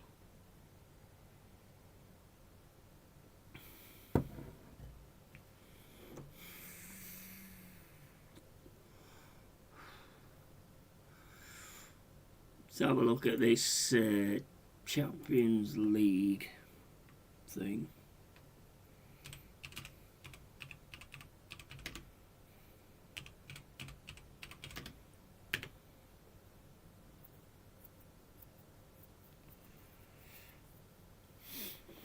Over to Forest now to beat the Portuguese. Yeah, that's not going to be an easy game, mate. No way. And Bayern beat Real Madrid 2-1 as well. And tomorrow you got Barcelona and Atletico Madrid. PSG and Liverpool. And I can't believe this fucking wanker is getting away with it. Arteta out. Yeah, I mean, like I say, would you take it all to fall to pieces just to get rid of him?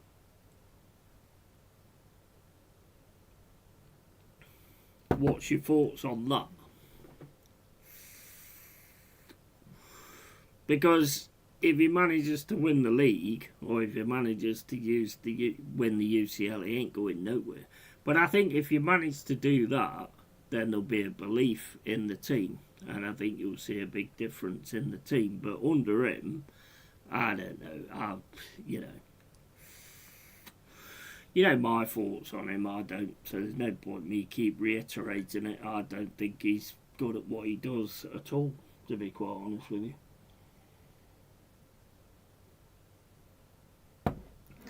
And Barcelona will destroy them. Just you wait. Yeah, possibly. We shall see. We shall see. And Luke Chapman says, may I have Wellingborough tan scarf blue and yellow? Yeah. And yeah, I'd lose both to sack him. Big up Luke Chapman. And can't get well without a little time. Sick.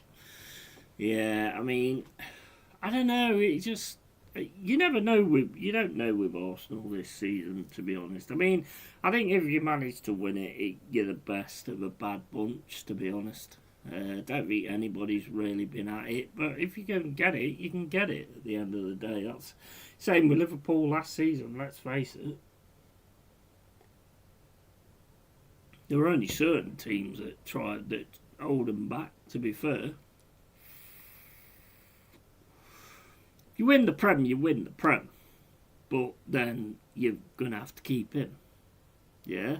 That's the problem, isn't it? That's the problem. Because I'm not being funny, but I get where people say, oh, he's learning. How long does it take to learn, for fuck's sake? Same as last year, scamming to play someone who can finish. Yeah, absolutely. I think the biggest worry is if Man City can, because the way they gelled the other day against Liverpool, that looks scary as shit. But it's game by game. Are they going to keep doing that in the league? That was a cup game. So, are they going to keep doing that in the league? That's the thing. But at the end of the day, it doesn't matter what they do. It matters what you do. Because you're already in a position where you can sort this shit out. So it's down to what you guys do, not what they do. But at the minute, you look like there's not really any cutting edge there. Yes, the goal was good. You know, Martinelli dropping it over to Havertz. It was a good goal. Let's face it was a good goal. But there was 90 minutes there. But if he actually played for that scenario, then yeah, you can understand it. But we all know him. I don't know if he did or he didn't. If they win league next season, will fall like Liverpool. Yeah, but the thing is, you'll have that belief that you can do it. I think belief is a massive thing, to be honest. And I think that's what this team needs. We are shit. No ifs or buts, but we are shit. Embarrassing and a laughing stock. I mean, look, you guys are the Arsenal fans, I'm not. So, I mean, you guys have the better look on it than I do. I just know what I see, and it's like, you know, what I see is not very convincing, to be honest. It really isn't. It's not very convincing at all. But a win's a win. That's the only way I can put it.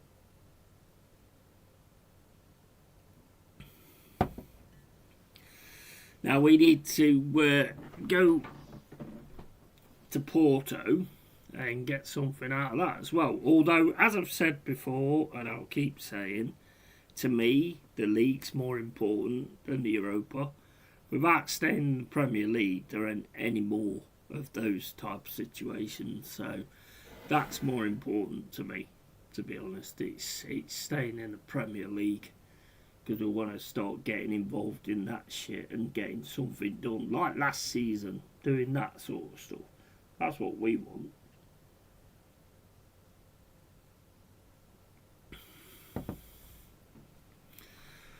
But yeah, I mean, I still think the guy's a clueless clown. I do, honestly, and I'll die on that hill as well. If he manages to do it, then, you know, I'll be the first one. Well, not, I mean, look, at the end of the day, I mean, you look at a lot of the games and stuff, there's been a lot of luck, a lot of decisions go your way and all that kind of stuff. But then again, there's always that kind of thing anyway.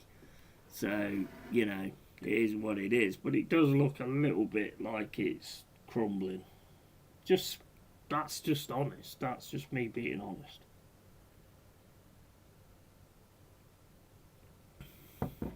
I think, and I said it. I think I said it to Jack the other day, and I think I said it to Carl as well. I think all of us as opposition teams, we don't want you to get rid of Arteta, because if you actually get a manager in that club with those players, get rid of a few of the drifters that we all know, get rid of a few of them, and start bringing in proper players, that's going to be fucking nasty for us. Nasty for us. So, you know, that's going to be nasty for all of us, I think. If you didn't have him, I think it'd be fucking scary for everybody. With them players.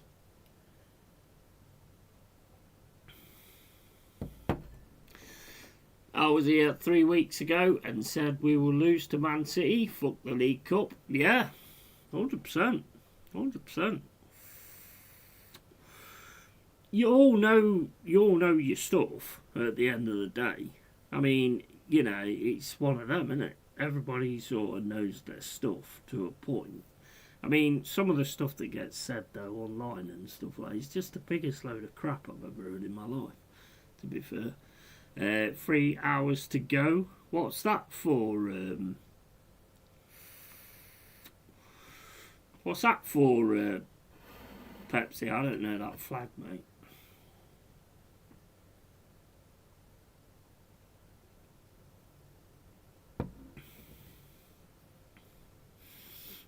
I don't know that flag. Are you going on holiday or what? I don't know what that's about. But yeah, I mean, hopefully Woods is coming back, because I think that'll make a big difference to what we're trying to do at the minute. So, I mean, that'll make a massive difference. Oh, Iran's getting, Iran's getting destroyed, yeah. Alright, yeah, I have no idea what that flag is, bro. But yeah. Mate, there's so many things going on at the minute, isn't there? World's going mad, mate. I watched Yaz last night on a show with so-called Arsenal supporters calling him old and out of touch, wankers. Yeah, well, that's what we get, though, innit? That's what you get. You know, because you have standards. Because you have standards, you're old and you're out of touch. I mean, what happened to standards then? If you ain't got no standards for your team, then why do you follow your team? I don't understand that, to be honest. Make no bones about it. I want to be winning leagues. I want to be winning Champions Leagues. I want to be winning every single cup that's on offer. That's what I want as a fan. Yeah? And I don't accept anything else. You know? It ain't happening. But, you know, I mean, it's just down to standards, isn't it? And the people now, they're just too sort of like, oh, be nice. Oh, be nice to everybody. Oh, they tried. They tried, guys. They tried. Give it. Don't have a go at them because they tried. And if you have a go at them, you'll devastate the millionaires' fucking egos. You'll devastate the millionaires' egos, and you'll destroy everything that's happening because it'll all be your fault. Load of bollocks. Load of bollocks. I love my club, but it's bloody painful to watch this season. Yeah, well, I mean, it is. I mean, look at ours, though. You know, I always look at it like that. Love to do a stream with you sometime. Absolutely, mate. Didn't even know you'd got a channel or anything, mate. Let's sort something out and see how we go. But yeah, you got too many of these people nowadays that just sit there and go, "Oh, when he tried." So I don't want trying, I want winning. I'm not happy with our situation at the moment. But at the end of the day, our situation, for me, is down to Marianakis getting rid of Nuno. And well, not just that, bringing in Ange Postecoglou. I mean, what the fuck? What the actual fuck? Been an absolute shit show for us this season, to be honest. And the players, there'll be players leaving, no doubt about that. The only thing we've got to hope for now is that they leave while they're Premier League players and not while they're Championship players. Because if they leave Championship players, then we're going to get shitty fucking prices for them. We'll get better prices if we stay in the Prem, but there will be players going.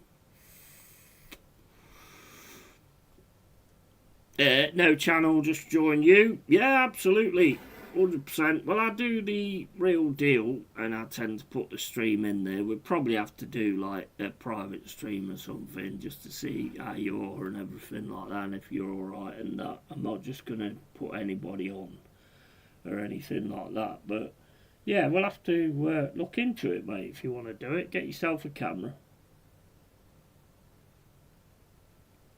Get yourself a camera, mate, and we'll see if we can sort something out. Win trophy or fuck off. Win trophy 1 year only. Yeah, yeah. You got standards, mate. You got standards, and nowadays we get beaten down for having standards, and it's fucking insane.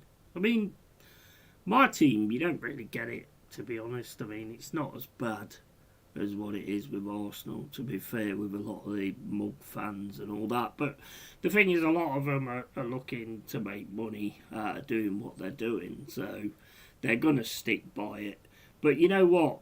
If Arteta goes, they'll soon turn tail, you know. They'll soon turn tail. At the start it will be, I don't agree with Arteta going and all this, that and the other. And then you'll get somebody else in whoever it is, and they'll start doing really good stuff and going, you know what?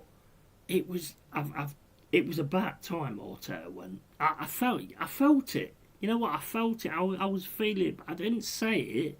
But I felt it. I felt it myself. I felt it in my heart. When I was thinking about Arsenal, that it was probably time for him to go. And that's what they'll do. They'll just mince it round because that's what they do. What's the latest update on Wood? I was looking for that earlier actually. I haven't seen anything. I've found like links, but then you try and click on the link and it says pay this money and you can read it and all that kind of stuff. But other than that, I'm not quite sure, to be honest. I think he is. I mean, he's played in the B team. He scored in the B team. So he's definitely on the verge. I would say possibly be on the bench for the Aston Villa game. That would be class. I don't think we should just like drop Jesus altogether. You know, Woods would possibly be on the bench, but if he's ready, then he will be in, and that'll be a massive uplift for us. To be honest, if Woodsy comes back, because he just does have that ability, so that'd be huge if Woodsy comes back. Absolutely huge. Right, I'll be back in a sec, guys.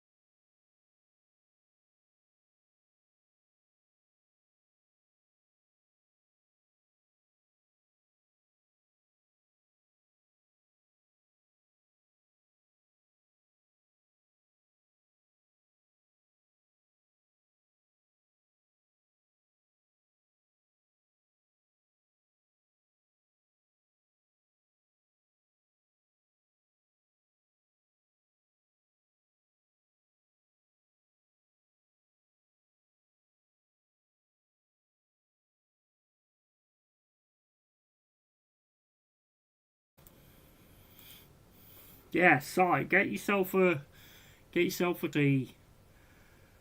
There we go. Camera and a mic. And I'll have you hold like one of the real deals or something like that. We'll see how it goes. I mean, Eze might be available again for the weekend. Yeah, I mean, that'd be a big one as well. See, the thing is though, Pepsi, is I don't see it as player issue on who you play. I see it as style. You know, that's how I look at it with Arsenal at the minute. It's like you went from being a gung-ho side and being at the top for ages, and then Man City picked you at the end of it. That's like your major bottle one, and it's like, you know, now to me you need to have the two, because he's now got this conservative style where you pass backwards and sideways and stuff. But I think you need that gung-ho one as well for certain games. You know.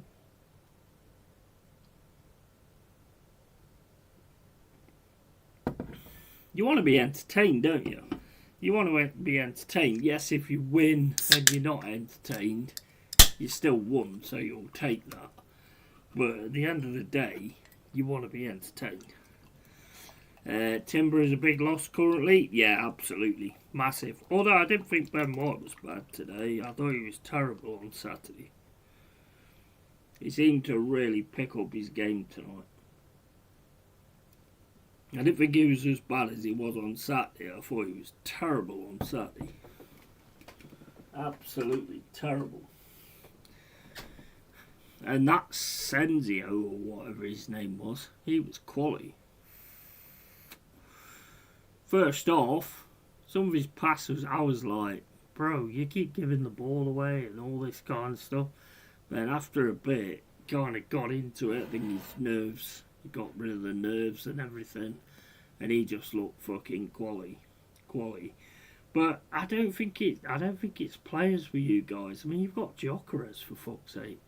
I think most teams in the Prem, if they had Gyökeres, could get him doing a hell of a lot more than he is doing for you guys.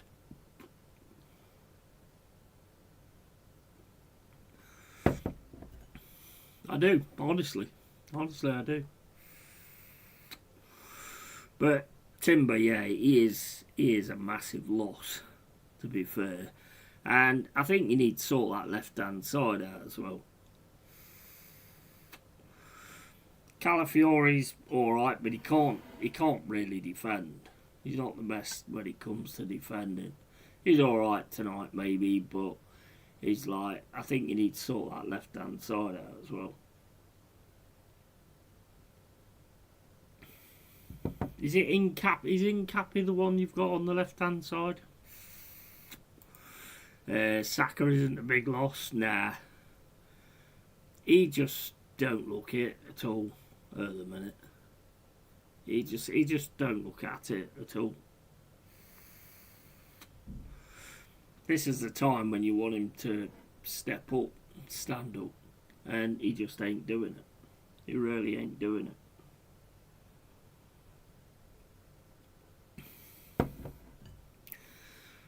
Rice, I think, was alright tonight, to be honest. I mean, I'm not like a big Arsenal fan or whatever. Odegaard, for me, just looks like he's running around on the pitch. He's just running around on a pitch. He's got to go. There's too many players you've got that just are not Arsenal players. Zubamendi even, I mean, yeah, he was alright tonight, but the thing is, if he gets pressed when he's got the ball, he just drops his balls.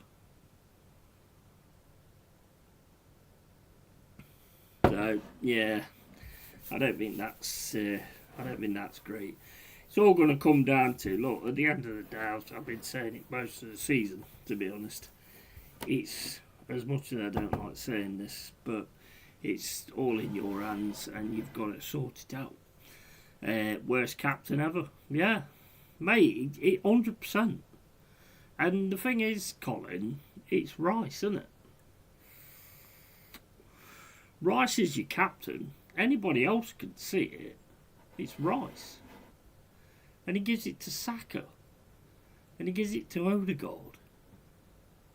It's like he's worried about Rice taking over, you know, being centre stage over him or something.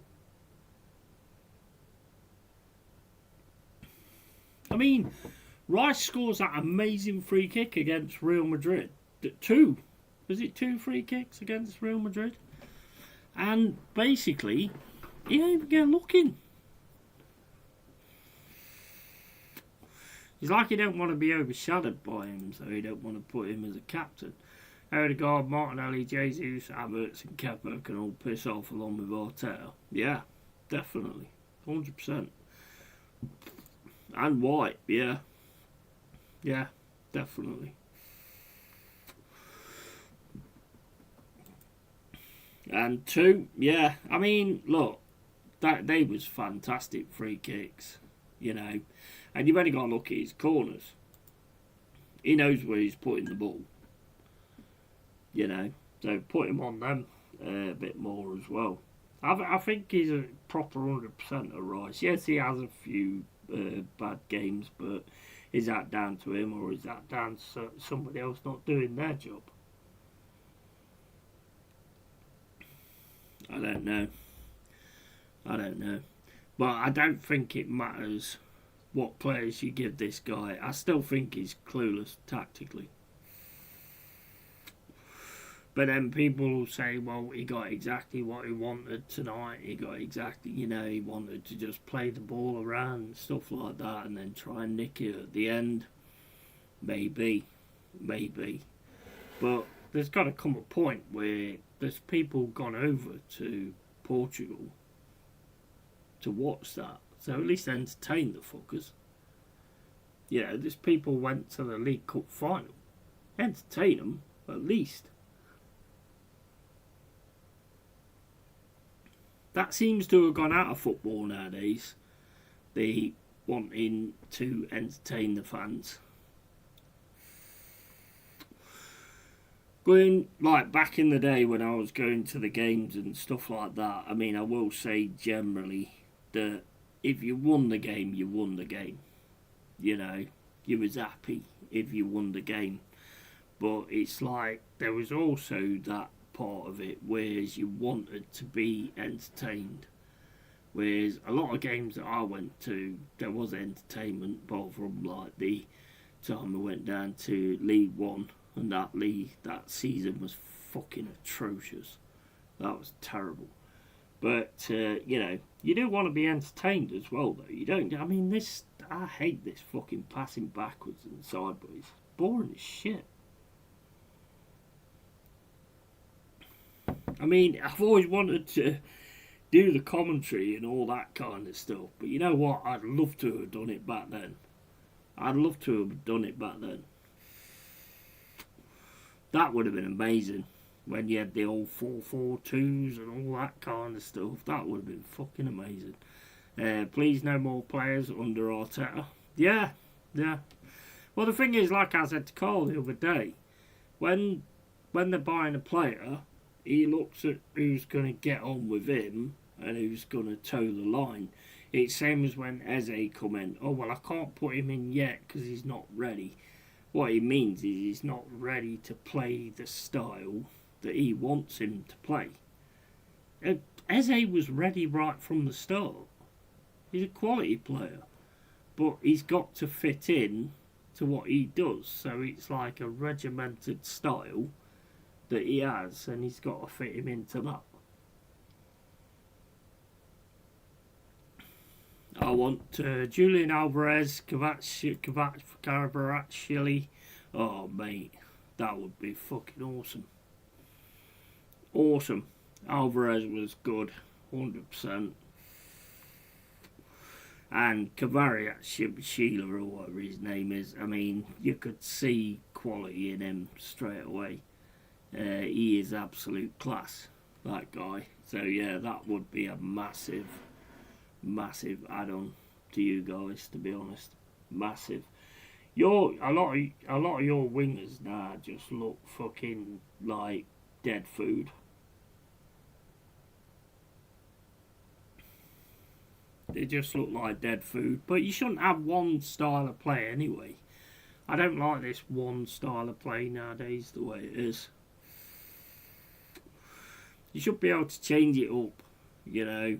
Go for a 4-4-2. I mean, have you got two? Well, you've got Havertz and you've got Gyökeres, haven't you?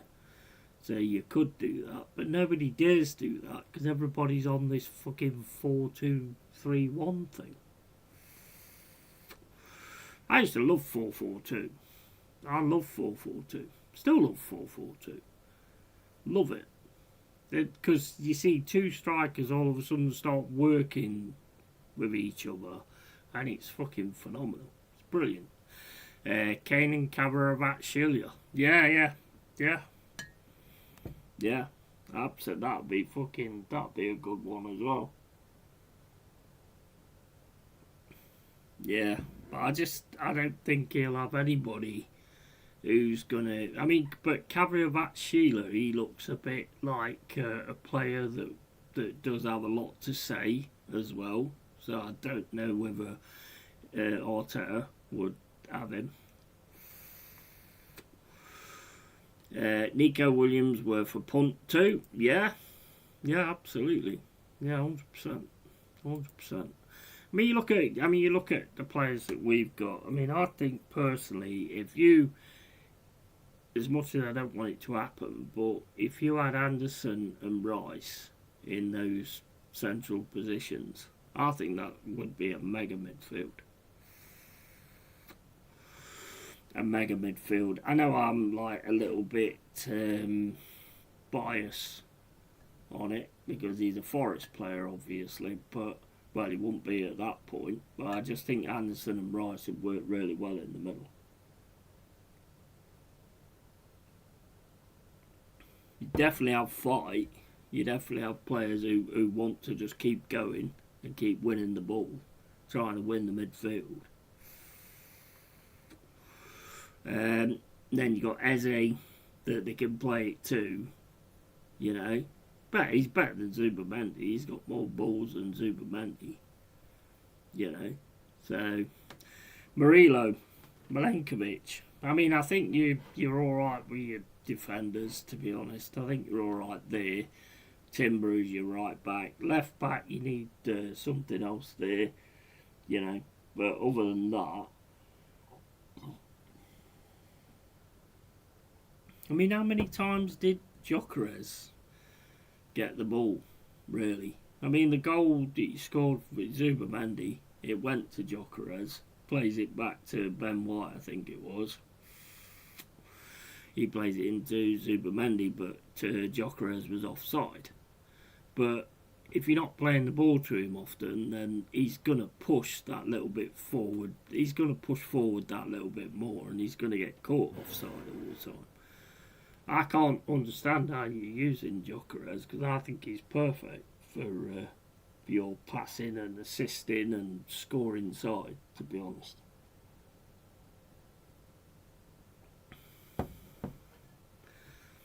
If he went to anybody else, I think he'd be fucking phenomenal. I do honestly, I think he'd be absolutely phenomenal, Gyökeres, because he's a quality player.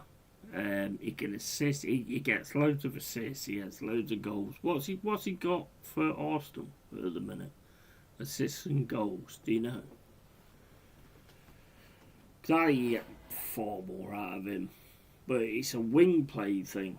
So it's always on to the wingers. Madueke's another one though. Madueke's not good enough for Arsenal. Madueke's not good enough for Arsenal. Ben White's not good enough for Arsenal. Zubimendi's not good enough for Arsenal. And you can give me stats all you like, but he's not. He's not. They're not good enough for Arsenal. Martinelli's not good enough for Arsenal.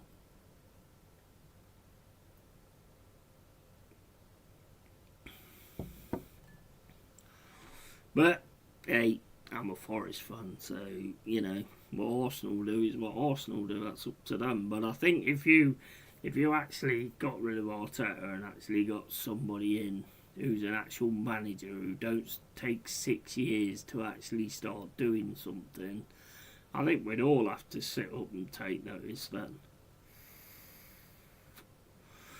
I think we'd actually all have to sit up and take notice, to be honest, if you had someone like that. You know, I don't rate the guy, to be honest.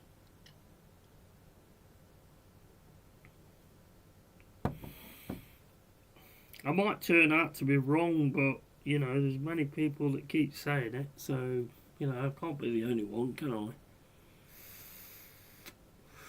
And at the same point, I don't mind being wrong anyway. You don't want to be right all the time, you know. You're going to be wrong at certain things, I suppose. But, you know, the one thing I like about my team is we give it and we bring it most of the time. Not all the time, but we do bring it. When we bring it, you know. And we are quite entertaining to watch. Arsenal, I find boring, mate, to be honest.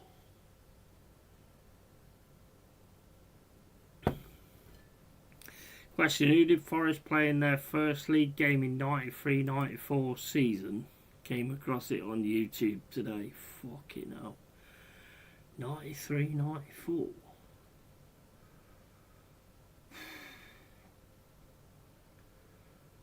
Mate, I ain't Kenny Ken. I ain't Kenny Ken. I'd probably have been there, to be honest. But, I don't know, mate. I don't know. I ain't Kenny Ken. I don't just, like, take, you know, Stan Collymore, former club, Southend, then, surely.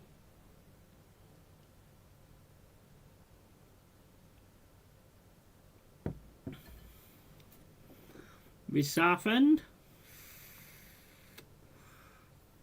That was his former club, Stan Collymore. There you go. Yeah. Mate, I wouldn't... Honestly, I'm not Kenny Ken. There's no way on this planet. The amount of shit that guy has got in his head. Same as Anthony Herbert as well. The amount of stuff they've got in their head is insane. Absolutely insane. There's no way I can remember all of that. Most of the time I was pissed anyway. But, yeah, Southend. I know where Collymore came from because of, you know, watching him. Well, I didn't watch him beforehand. I'm not like one of these Arsenal fans who, oh yeah, I know when he fucking first had his first fucking bowl of Cheerios and all that kind of shit. But, you know, yeah, I won't remember all for that, mate, to be honest. My memory is very sort of I mean, how he manages to do it is insane. I make Kenny Ken manager now. Yeah, absolutely. Yeah, I would as well. Yeah, 100%. I tell you what, I don't know if you saw his last thing after the Southampton. I think it was after the Southampton game. Did you see his comments about that guy with his fucking trousers down, talking about seeing his bumhole and all that kind of stuff? I'd love to see that. Not his bumhole, but I would love to see Kenny Ken in an interview afterwards on Sky Sports going, yeah, I was watching the game and all I could see was this guy's bumhole. That would kill me, mate. That would fucking kill me. But yeah, Kenny Ken as a manager, absolutely, 100%. They'd play, mate. They wouldn't mess around with Kenny Ken. I've been watching a lot of games from late 80s, early 90s recently. Yeah, 100%. He's different. He's just different, isn't it, Pepsi? He's completely different. I tried to find a site where I could find all the old games. I can only kind of find highlights and stuff because I was gonna do like a membership thing where we could sit and watch the highlight or the old games. I wanted to watch the old game, to be honest. I want to watch the old one, but I couldn't find anywhere where you can get all of them to sort of stream, because I wanted to do for the members, I wanted to do like a private stream where we could all sort of sit there in the chat, whether you got your cameras on or whatever, you know, and then just have the old games on and watch them, because some of them was absolutely phenomenal. Old Derby Forest games and all that kind of stuff, you know, with the quality in the fucking Piercy Collyball. I mean, you watch the Collyball goals, that guy was an absolute genius. If he didn't have his mental issues and all that kind of stuff, he was an absolute genius. He was so fucking good, and I'm still crying out to see a player, a striker, that's got what he had, to be honest. I still ain't seen it. That power, pace, and just take someone on, and then the most fucking amazing finish on the planet. He was such a good player, and in the way that we play the game now, him as your one guy up front, clean up. Absolutely clean up. As soon as he gets the ball, get the ball to him, takes everybody on, scores a goal. I always mention it, the Crystal Palace one, where he just ran past everybody. I think it was Butterfield. He nutmegged him, and then he got the ball, then he nutmegged him again, and then put it in the top corner. Fucking amazing. Fucking amazing. I watched Liverpool versus Arsenal 1989 title decider again. Great ending, Michael Thomas. Yeah. The thing is though, Pepsi, when you watch them games and then you watch the game now, it's just not, it's nowhere near, is it? It's nowhere near. I mean, you look at that one, what was I watching a couple of days back? The Arsenal Forest one. And Kenny Burns absolutely headbutts your player in the back of the head. There's absolutely no doubt about it. Gets away with it. Fucking headbutts him in the back of the head. And then completely cleans someone out after, I think it was the same player. Completely takes him out with a tackle. Different gravy, mate. Different gravy back then. And that's why when you had a player that took people on and all that kind of stuff, that's why they looked so amazing. Nowadays, we have teams that are so regimented, it only takes a player to do something out the box for us to, well, not us, but for people to start shouting, world class, world class, world class. You know, they're not world class at all. It's just, if you do something out of the box nowadays with the way that the game works, they will look something different because they're the only player that's actually fucking doing something that's fucking exciting you.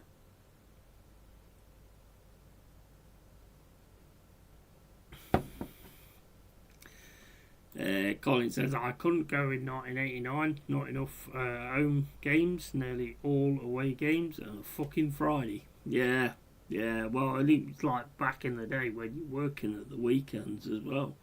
So it made it where you couldn't really get a season ticket, because with you working at the weekends, I mean, I was working like Sainsbury's or PC World or whatever, so you could never get weekends off, so a season ticket wouldn't make any sense. But then back then you could just go to the turnstile and go, here's me 28 quid, let me in. You know, it's all changed now. There's so many fucking things to it, and it's so fucking sad. I'd love to go to a game, but it's all done differently now. Mate's got me a program 70p. Yeah, man, they was the days, man. They was the days. Do you think it will ever sort of get back to the way football used to be? I don't. I don't think he'll get back to that at all, to be honest. I don't think you'll never get back what we watched. And yeah, you can call us boomers and all that kind of stuff. Call me whatever you want. I saw quality back then. I saw quality, and I'll always have those memories of that. Apart from I can't remember shit, but anyway, I have memories of it. I bought a football magazine today, first time in a couple of years. Match of the Day magazine, £5.99. One of the others was £7.99. Taking the piss. Yeah.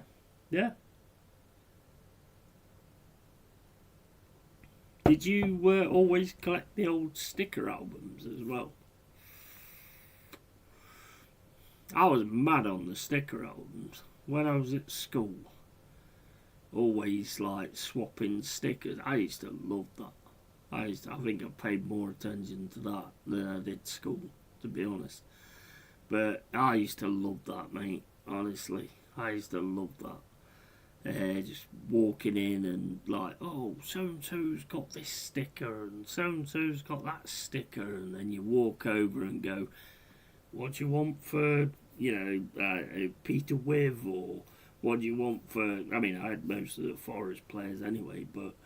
What do you want for this? What do you want for that? And I got packed with 2 Forest badges in it. And Forest badges was like the biggest one in my era, obviously, in the Midlands. So it's like I got 2 of them. I needed one of them for my book. And I've still got the book somewhere. I think they're at my mum's house.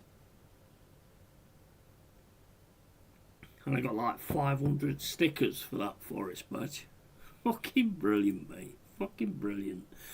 Yeah, I have a couple of World Cup 94 Panini album. Yeah, I've got loads of them. The World Cup ones and all of it, mate. All of it. Hello, how you doing, Richie? You alright, mate? Welcome to the cave. Hope you're well, pal. I'm the FC Porto fan from months ago. Yeah, big up to you, man. Yeah, I remember you, bro. Hope you're well, mate. And we play again. We do, mate. We do. Let's see how this one turns out, matey. Let's see how this one turns out. What's your thoughts on it?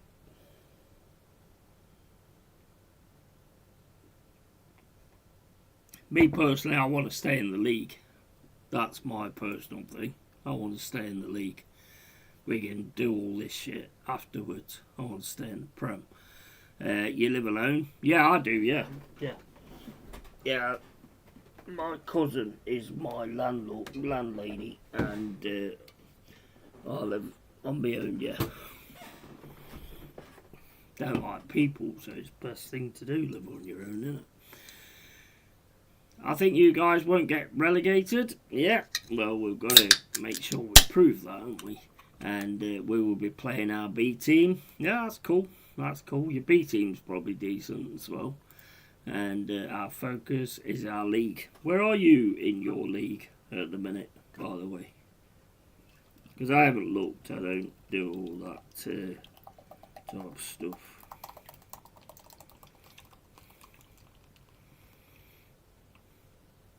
I know you're going to be a very tough team to get past. I know that. First, 5 points ahead. Nice. Did you see the Midtjylland penalties? Oh my days! I've never seen anything like that. That was crazy. That was probably the best penalties with the opposition that you could ever want, to be honest.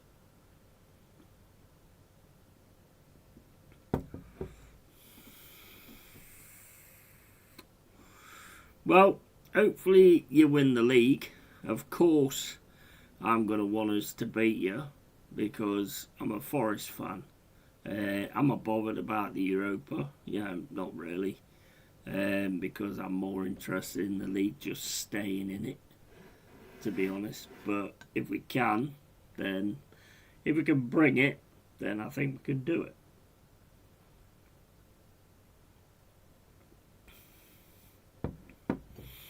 And I'll be here Thursday night for that one. definitely. So, yeah, it should be an interesting one. I don't know about a lot of the players that you've got at the minute, to be honest. I think between West Ham and Scum. Yeah.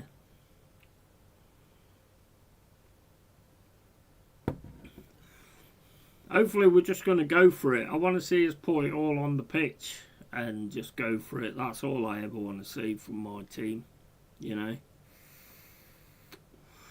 Whatever happens, happens, but they've just got to go for it. They've got to make me proud. That's all I expect.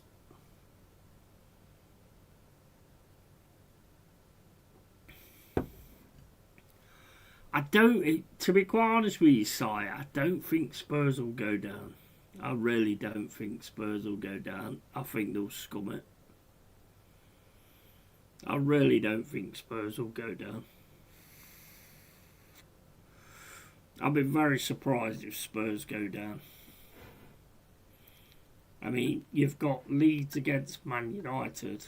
You know, we could get above them if we could manage to beat Villa. It's at the City ground. See no reason why not.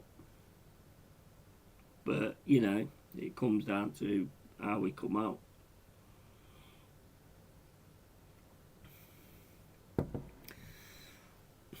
There's never any excuses for me, you know.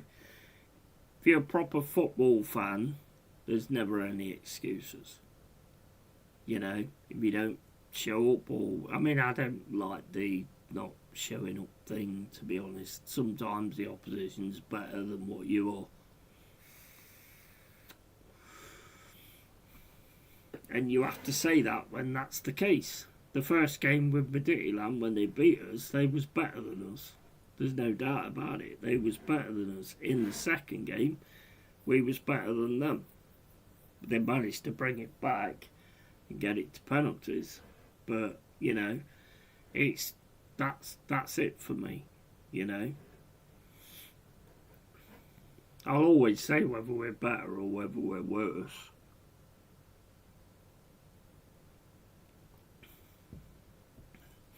But Porto's going to be a difficult one. But hey, bring it on. Bring it on, man.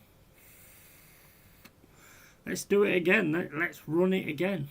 Let's see how that goes and see who goes forward into the competition, because that's what it's all about. But if you was to ask me if I'm bothered about that other than staying in the Prem, that is my main aim, is to stay in the Prem, because that's more opportunities for Europe and all that. We could win. We could win this and then go down. So what's the fucking point? You know, we need to stay in the Prem. We need to stay in the big time, and then we'll get these opportunities again. Hopefully, eventually.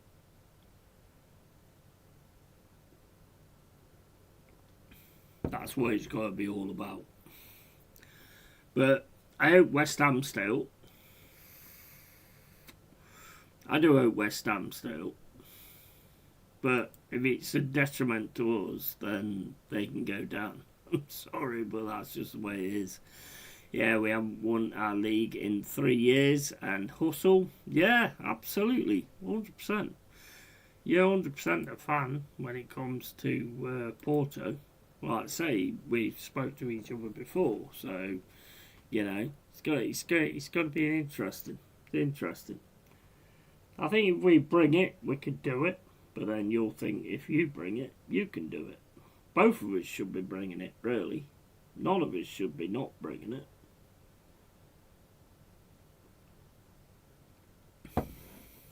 Never any excuses with me, to be honest, where my team's concerned. They got to go out there and give it 100%. I won't accept anymore. You'll have one of our legendary coaches, Vitor Pereira. Yeah, he's starting to. He's definitely starting to turn things around. There's no doubt about that. He's definitely starting to get the players on side and everything like that. So I do think we've got the quality there. to be fair. I think we've got a lot of quality, to be honest. To be where we are is down to getting Ange Postecoglou in, because that was just the stupidest decision on this planet. And if we did end up going down, the blame for me lies purely on Marinakis. There's no doubt about that. I know he's done a lot for us, but it's same in life. Good things that you do is yesterday's chip paper. You've got to keep doing good things, not just do one good thing, you know. I'm looking forward to it, mate. I'm looking forward to it because we've had the break. Hopefully Chris Woods is back as well. I don't think he'll be back for the Porto game though, to be honest. We've got to get through that game with as much. A 0-0 would be fantastic. To pick up a 1-0 and then take you to the City ground, that would be fantastic as well, but it still wouldn't be guaranteed. So, hey, we've got to go to your place and show you something at the end of the day. It's the only thing I'll accept. So, yeah. Bring it on, Richie. Bring it on. Let's see how we go this time. I mean, I can't remember the first one. I can't remember it now, to be honest. I know there was like a little bit of a contention and all that kind of stuff, but at the end of the day, you know, you always back your own team, regardless, don't you?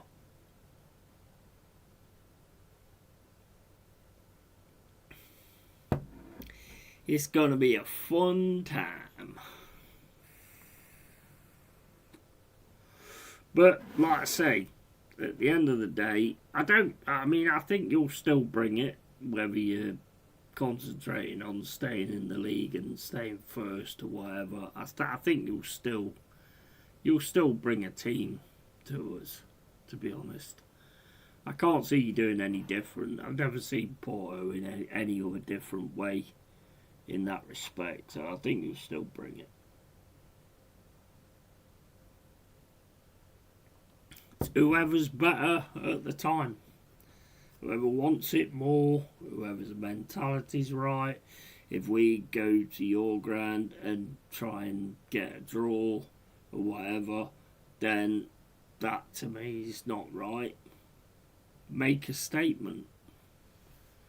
Go there and make a statement and try and get something. Nothing else is acceptable for me. Nothing. And Vitor, mate, he seems to be getting it together. Don't think we needed the break. The one thing that pisses me off is it always seems to be an international break right when we're getting things sorted.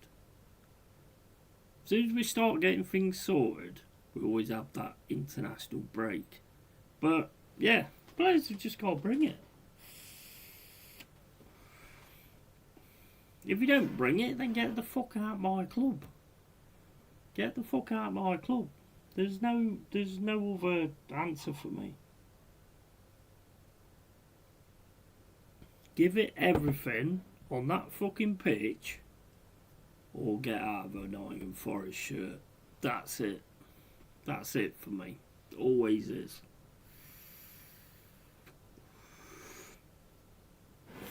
I need to feel that you gave everything.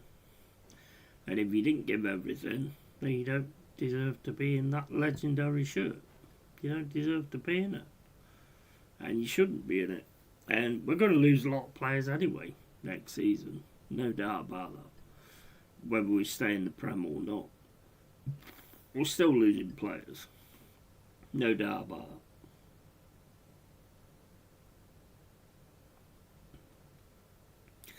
But Si, if you're still there, we'll do a real deal. If you want to jump on. Same with you, Richie. to be honest. If you want to jump on, get yourself a cam, get yourself a webcam or whatever, and a microphone. If you want to jump on and have your say, go for it. This channel's open to that anyway. Always is open to that. Decent people having decent convos. Yeah, absolutely. 100%. Right, I need a piss. I'll be back in a sec.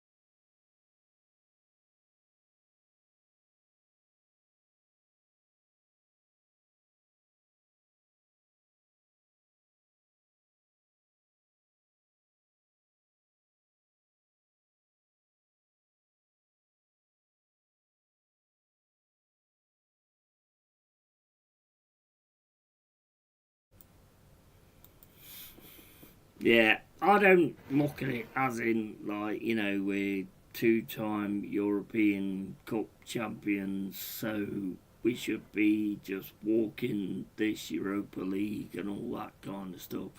That to me is a load of bollocks. It's just a load of bollocks. These are different players, it's a different team, it's a different manager. There's loads of differences to that scenario. So that to me is a load of gobshite. There's nothing that you just deserve. You have to fight for it.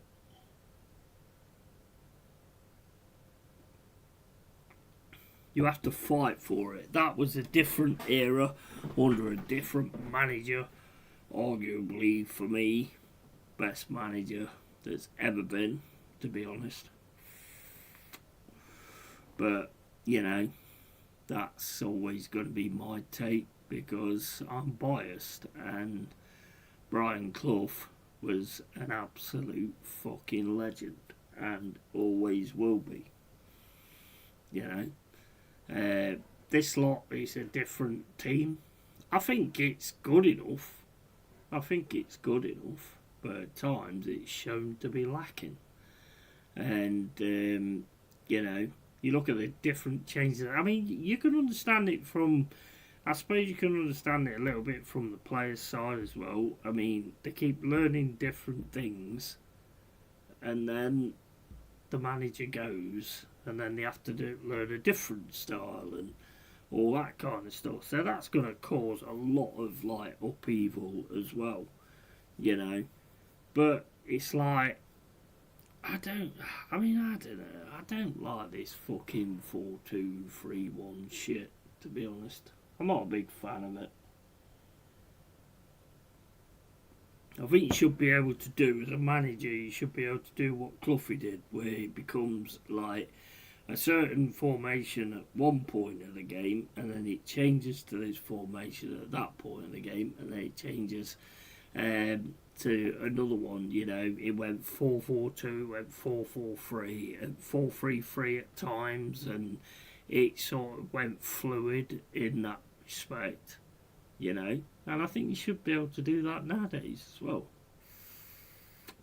There's too many managers that don't do that nowadays. They just have one style of play, and that's it. If that don't work, oh shit, well, yeah, you know, we're lost. Well, have different styles, have different things to be able to do, have different players to bring on to change the game. The whole point is to change the game the way the game's going. If you're losing out on midfield, you put an extra midfielder in, or you send one of your fucking defenders to drop into midfield at times and a winger to drop back. You know, it's not rocket science. Well, it is rocket science. I mean, it's not as easy as I'm saying it here. Well, if it was, I could win every fucking management game I play, but I don't, so...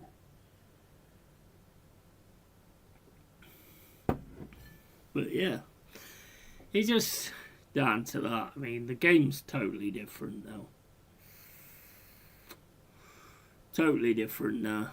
I mean, this, like, arm on the shoulder and then players going down. It's ridiculous. There's got to become a point of common sense. Like, if Traore has got both his hands on your shoulder, most people are going down because he's fucking huge. But if Saka's got both hands on your shoulder, Saka's got both hands on on Traore's shoulder, and Traore goes down. Fuck off! Give me a fucking break. Where's the common sense in that? Saka runs into Traore. I mean, I'm using Traore because he's built like a brick shithouse, but Saka runs into Traore and Traore goes down. Bollocks. Traore runs into Saka and Saka goes down. 100%. 100%. But we don't use that common sense anymore. We just use like, oh, you know, well, they're the rules and that's it. So, it is what it is. It is what it is. We get on with it.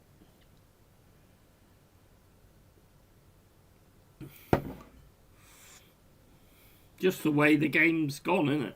Just the way the game's gone. But one thing I love about my team, one thing I love about Forest, is there's a fight there.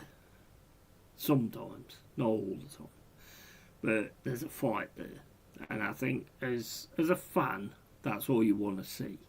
You look at the League Cup, Man City and Arsenal. As soon as Man City started turning it on, there was no fight there. And no fan wants to see that. No fan wants to see that. None. No fan wants to see that. Big up, yeah, mate. I'm back, mate. Big up, Adam. How you doing, bro? But yeah, same with you, Adam, mate. You want to see fight, don't you? That's all you want to see from your team. You want to see fight. Even if you lose, you just want to see your team fight.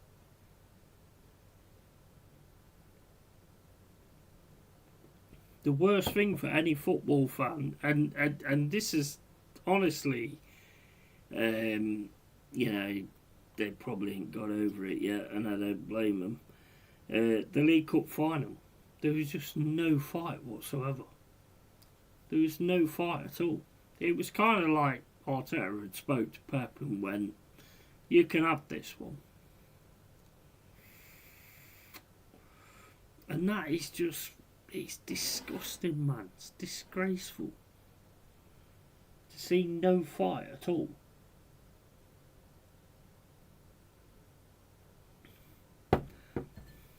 I couldn't believe that cup final. That cup final was ridiculous. Absolutely ridiculous. I thought, you know what, there's got to be something that they can do here. Because I think Man City can only play like that when you allow them to, same as Liverpool allowed them to as well. You can't play like that unless you're allowed to play like that. You can't.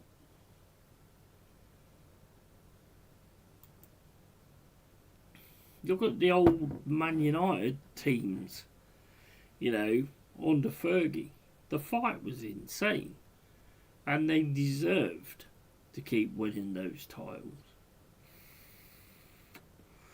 there was never no second guessing and turning round saying, oh yeah, but did they really deserve it? And I think if Arsenal win the title this season, there will be, not from Arsenal fans, I think there will be from certain Arsenal fans, but there will be mostly, we deserve that. But if you look at the teams that's won it over the seasons, they have actually deserved it. Leicester deserved it. You know, as much as they're a rival of ours, they did deserve to go win that Premier League. Man United's deserved to win it when they've won it. Liverpool's deserved to win it. Well, apart from last season, I think there was just the best of a bad bunch last season, to be honest. We fucking did our job. Nobody else did. And it was like, you know, you've got to deserve it. And if Arsenal win it this season, do they really deserve it? I don't think so. That's just my personal point of view. We did not stop with Sir Alex. We kept going, did we, Yeti, mate? Yeah, exactly. Mate, you had a cracking team. Mate, I know a lot of people will disagree with me, but I have the utmost respect for Manchester United. You had a quality team. It was full of quality. You know, you did the things the right way as well. There was no, like, odd decisions. I mean, there might have been a few odd decisions. There might have been a bit of Fergie time and all that kind of shit. But whatever. You know, it's not... This season is just awful. The season before was awful as well. You're just winning... You want a league that's full of teams that's all fucking fighting and all going for it. So when you win it, you fucking deserve it. If you win it, you're going to feel you deserve it anyway. You're going to be happy about actually winning it. But do you actually deserve it?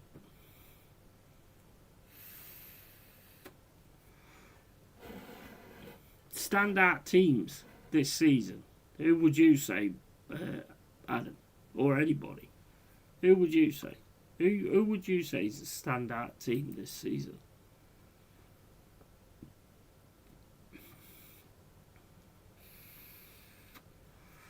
There ain't one, is there? Really? There ain't one. You've got one at the top. Are they a standout team? I won't say so.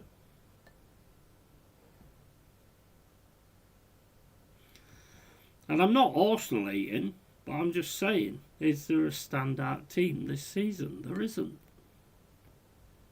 There isn't a standout team this season.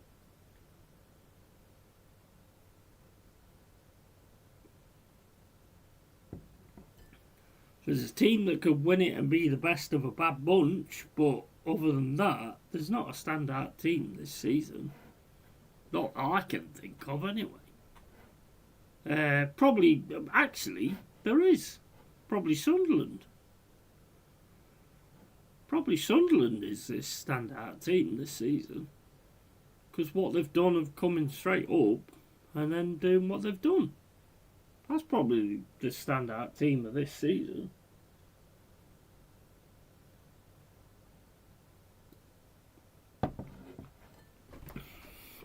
And I ain't hating. I'm not hating or anything like that. I'm just speaking facts. There is not a standout team this season.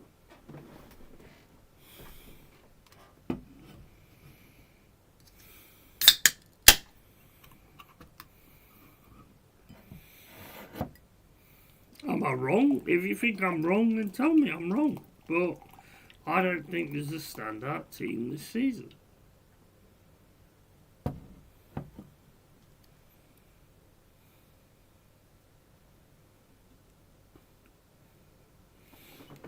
Arsenal are at top by default because there's nobody else standing out.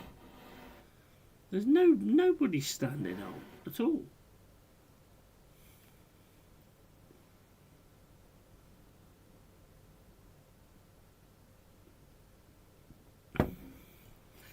We definitely ain't stood out. Man City ain't stood out. It being a shit Prem League this season, yeah, mate. Yeah, exactly. Who, like I say, Arsenal are top, but there's nobody that stood out.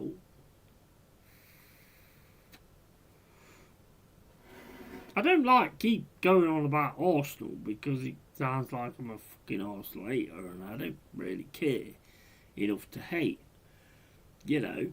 But I'm just saying, there's no standout team this season.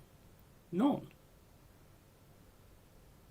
This will not go... You know, like you've got the Man United 19 Premier League titles, and you've got Liverpool who've got so many titles and all that, and Man City who's got so many titles. When they won it, they were standout teams. You know, you could see that they was the ones that deserved to win it. This season, there's no standout team. Like I say, aside, for me, than probably Sunderland. And that's a team that just came into the league. And what they've done this season has been fucking nothing short of fantastic. We didn't even do that when we came into this league. We struggled. We had to fight relegation twice. Sunderland have come in and fucking gone right up there. You know? Arsenal need new manager, SAP, yeah, mate. Yeah, but I mean, the thing is, Adam, though, do you want that? Do you want that? Because with the players they've got and a proper manager, I think they would be an issue. There'll be a problem.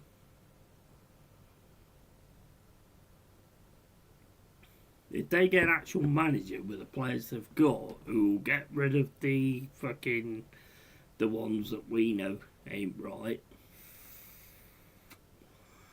and they bring in quality, so that's not something any of us want, to be honest. I mean, we all turn around and go, oh yeah, get Arteta out, he's a piece of shit and he's a wanker, but we get him out because he's a wanker.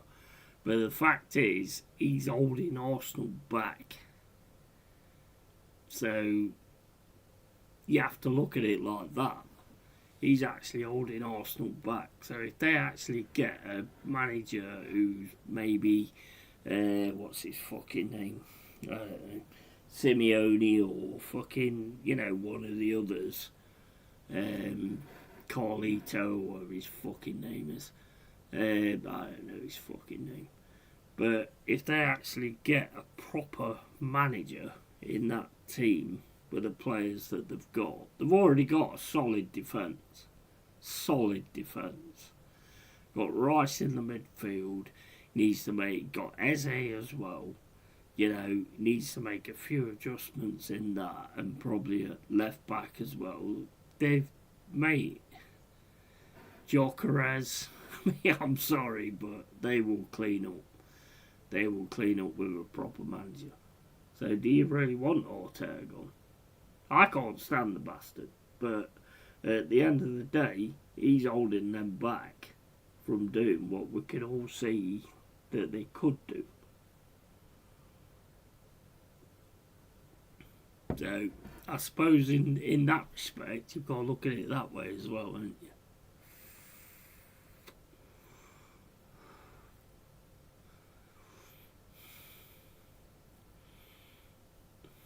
We all know he's shit. But secretly, in our minds, well, not secretly, because I'm just going to say it, but you don't want him to get rid of Arteta. Because as soon as they get rid of Arteta, then they probably will be that fucking force that we don't want.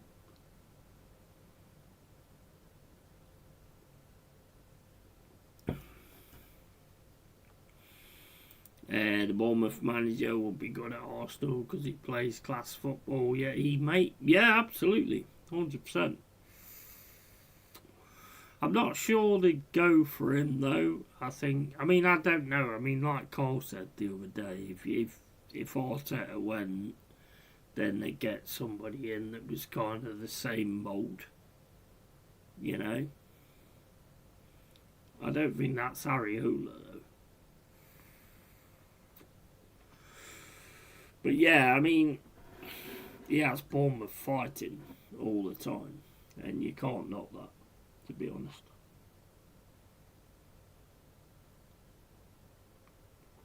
You can't knock that.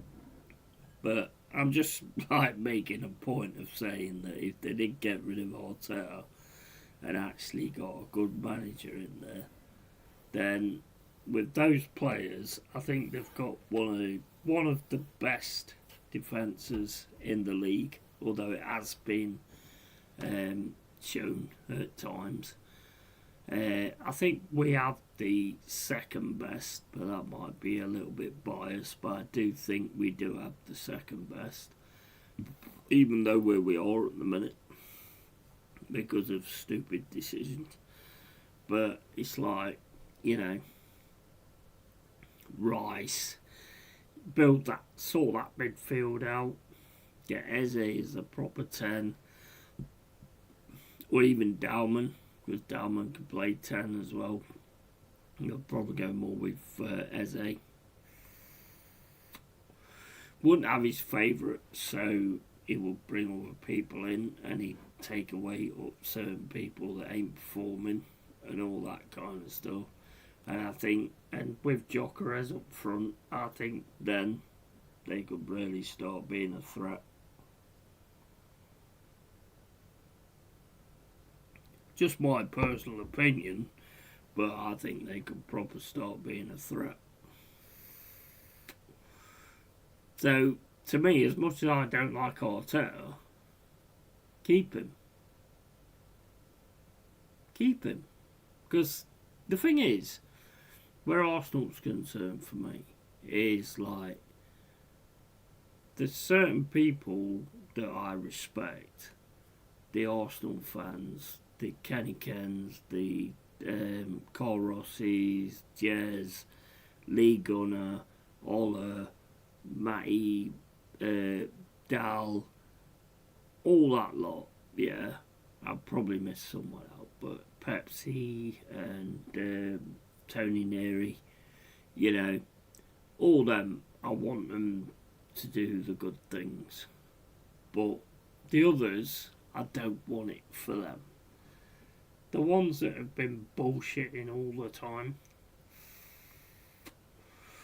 and just doing shit to get likes and clicks and all that kind of stuff, I don't want it for them because they don't deserve it, because they don't know shit.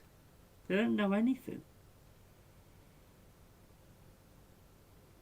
Their only argument is, oh, Odegaard passes 42 times in a game and only 41 doesn't make it to where it goes, and he makes so many tackles and there's only one tackle that don't work. What the fuck are you on about?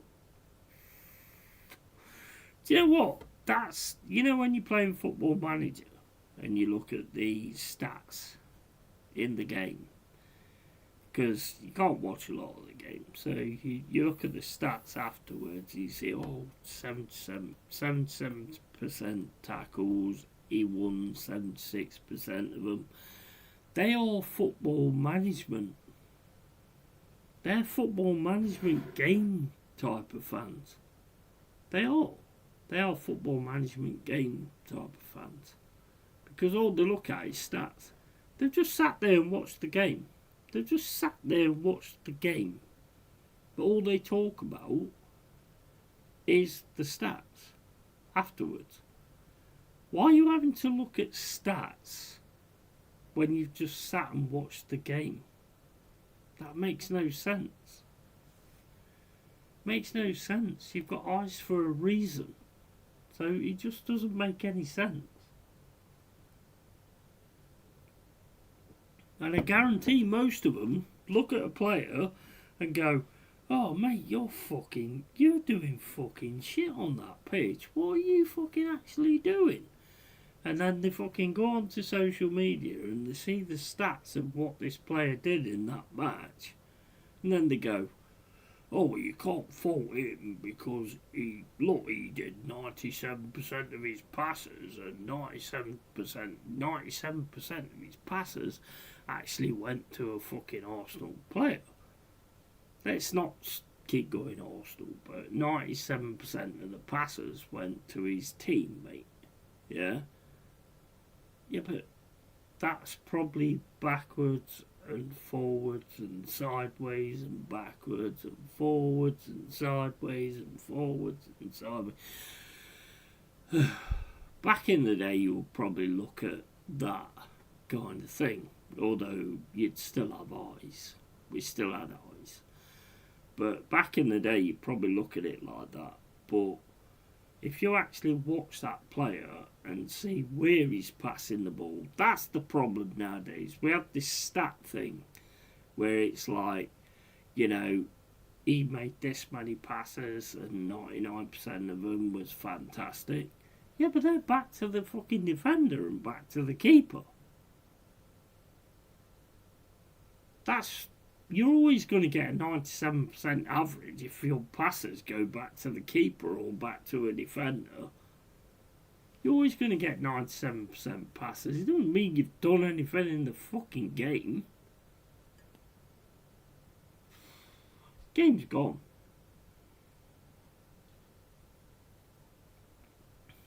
Game's gone with these clowns. It has absolutely gone with these clowns. If all I see with one of my players keep passing it back, passing it sideways and all this, that and the other all the way through the game, and he has 99% pass average, get the fuck out of here, bro. Fuck out of here. That's fucking ridiculous, man. What did he do with the passes? Did he pass them forward? Did he set up a chance? Did he get an assist? Did he get a pre-cum fucking assist, as they call them nowadays? You know, what happened when he made that pass? Nothing. So, what's it matter? That only matters when you're playing football management games. Because then you can't actually see the game. So you have to go from that stat. But now that's like becoming the reality. Oh, Odegaard ran 42 miles in that game. He ran 42 miles in that game. Yeah, but where did he run? Where did he go? Was that half time when he was going to get his fucking chicken sandwiches or whatever? Where did he go for this 42 miles? You know, did he go forward or did he go backwards or whatever like that? And that's where the game's going. Because it's just down to stats. I don't care about fucking stats. I care about what I see.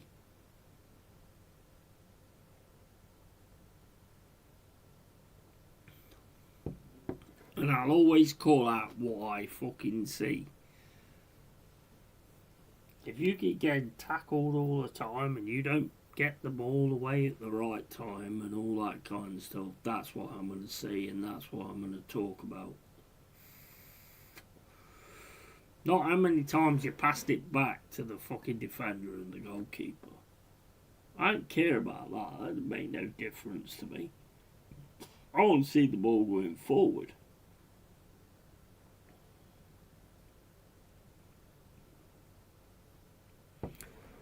The only stat that matters, in my opinion, is with a striker. When he's had 32 shots and ain't scored. That's the only stat to me that matters. You know, he had 42 shots on goal and he scored 1. That's the only stat. And the only major stat that matters is who wins. That's it. All this other bollocks is just waffle. It's just waffle. It's just, oh, I need to make a video, so I'm going to talk about how much fucking possession this guy had and how many times he passed the ball. It doesn't say anything to anybody because you don't know where he passed the fucking ball. I hate this fucking passing stat. It drives me up the fucking wall. Watch the game, use your fucking eyes, and if you can't watch the game and use your fucking eyes to talk about the game and talk about what players did, then you know shit. You know fuck all. You know nothing. If you're just going to sit there and watch a game and then go on stats that somebody's posted online, then you ain't for this game. You're not about this. You're a fucking joke. You're an absolute fucking joke.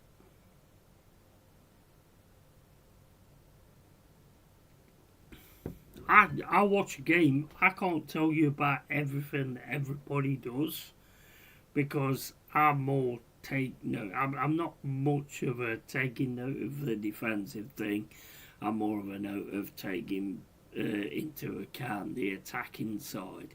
I'm getting better at the defensive thing because some of it you can't miss, like Murillo taking it off the line or Murillo making an amazing tackle or just reading the game really well, which he does. He reads the game really well. But I don't need to sort of look at a stat and then start talking about a player. 9 times out of 10, depending on what player it is, like I say, I key in on certain areas of when I'm watching the game. I see the other areas, but I just don't. I've never been that interested in that side of it, defensive side, because when I played, I was always an attacking player. So I'm always going to look at that side of it instead. But to call yourself like somebody who knows everything about football and knows everything about the game, and then read stats and sit there on your channel going, oh, well, he had 97%. Oh, he had 97%, guys. 97% passing average, guys. What do you do in the game? Fuck all. That's what I look at. That's what I look at, and that's what I judge. And that's the way that I do football. And there's too many of them. They're just reliant. What? I don't even understand why you'd have to rely on stats when you watch the game.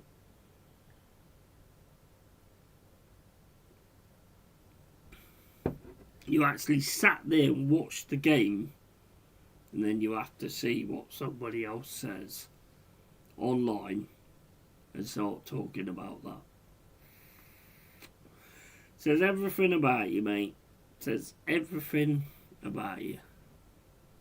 You know, when you're watching a game of football, you notice the goalkeeper saves, you notice the shots on goal, you notice the great passes and all that kind of stuff, and you notice the great tackles.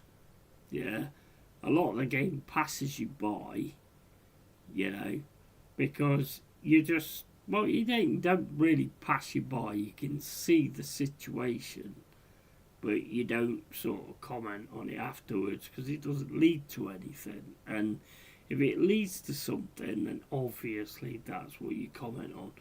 But for somebody to have to watch a game and then look at stats online and do a video about the stats of what somebody else has said, says it all. Sorry, says it all.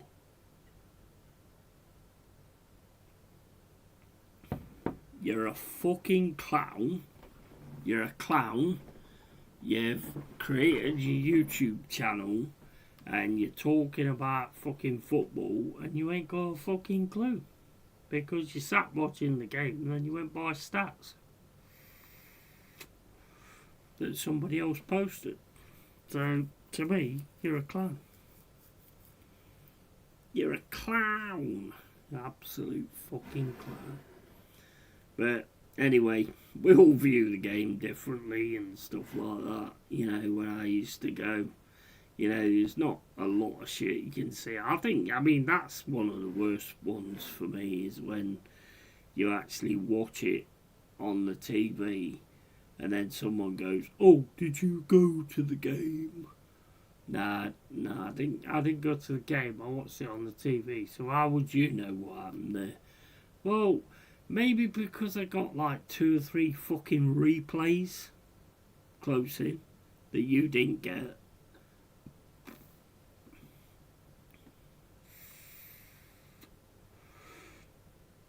I'd rather be at the games, 100%. But when you're watching it on a stream or whatever, you'll get the replays and you'll get the zoom-ins on the replays. So you will see a lot more than what the fans see.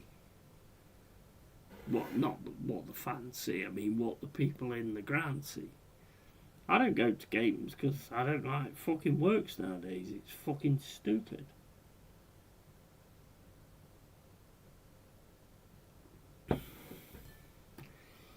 But yeah, it just frustrates me to see people talking about the game that ain't got no fucking clue about it. They calling you a boomer and all that kind of stuff. I've seen quality, absolute quality games. Absolute quality games, absolute quality players. Absolute players that deserve to be called world class. Not players because they've took on 3 guys. Oh yes, he's world class, he is. You know, nah. I've seen proper players that deserve to be called world class. Stan Collymore was world class. 100% world class. Stuart Pearce, fantastic left back. Love him to absolute bits. World class in the defensive side, yes, 100%.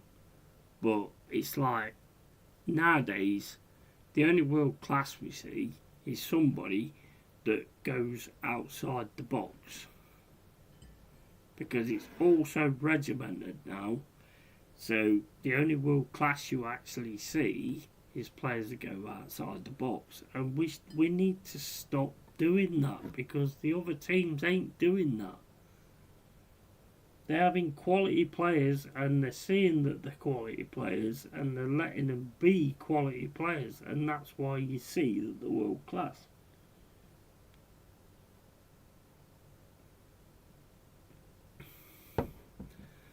Football nowadays is fucking clown world, mate. It's totally fucking clown world. I mean, you look at the team, you look at the players we've got right now. Murillo, I guarantee, is going to be world class. He is going to be world class. The way he reads the game, how many times he's took the ball off the line, and that is down to him reading the game. You know, the way he can run through the middle and all that. He is proper world class, and I've said that right from the start when I saw him play, because he just is class. You can see it. You can see his quality.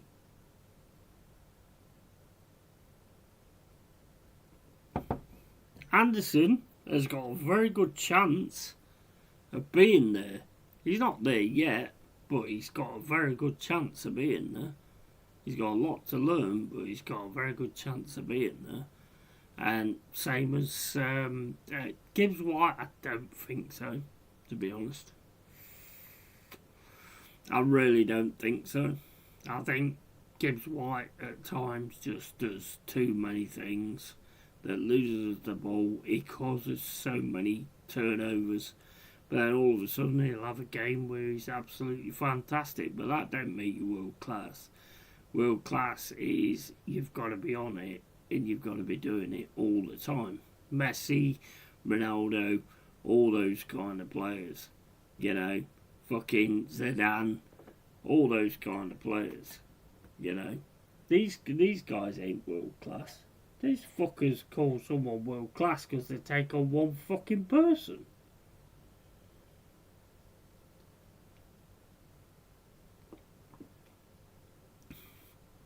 Give me a fucking break, man. Anyway, I've finished my beer, so I'm gonna get out of here.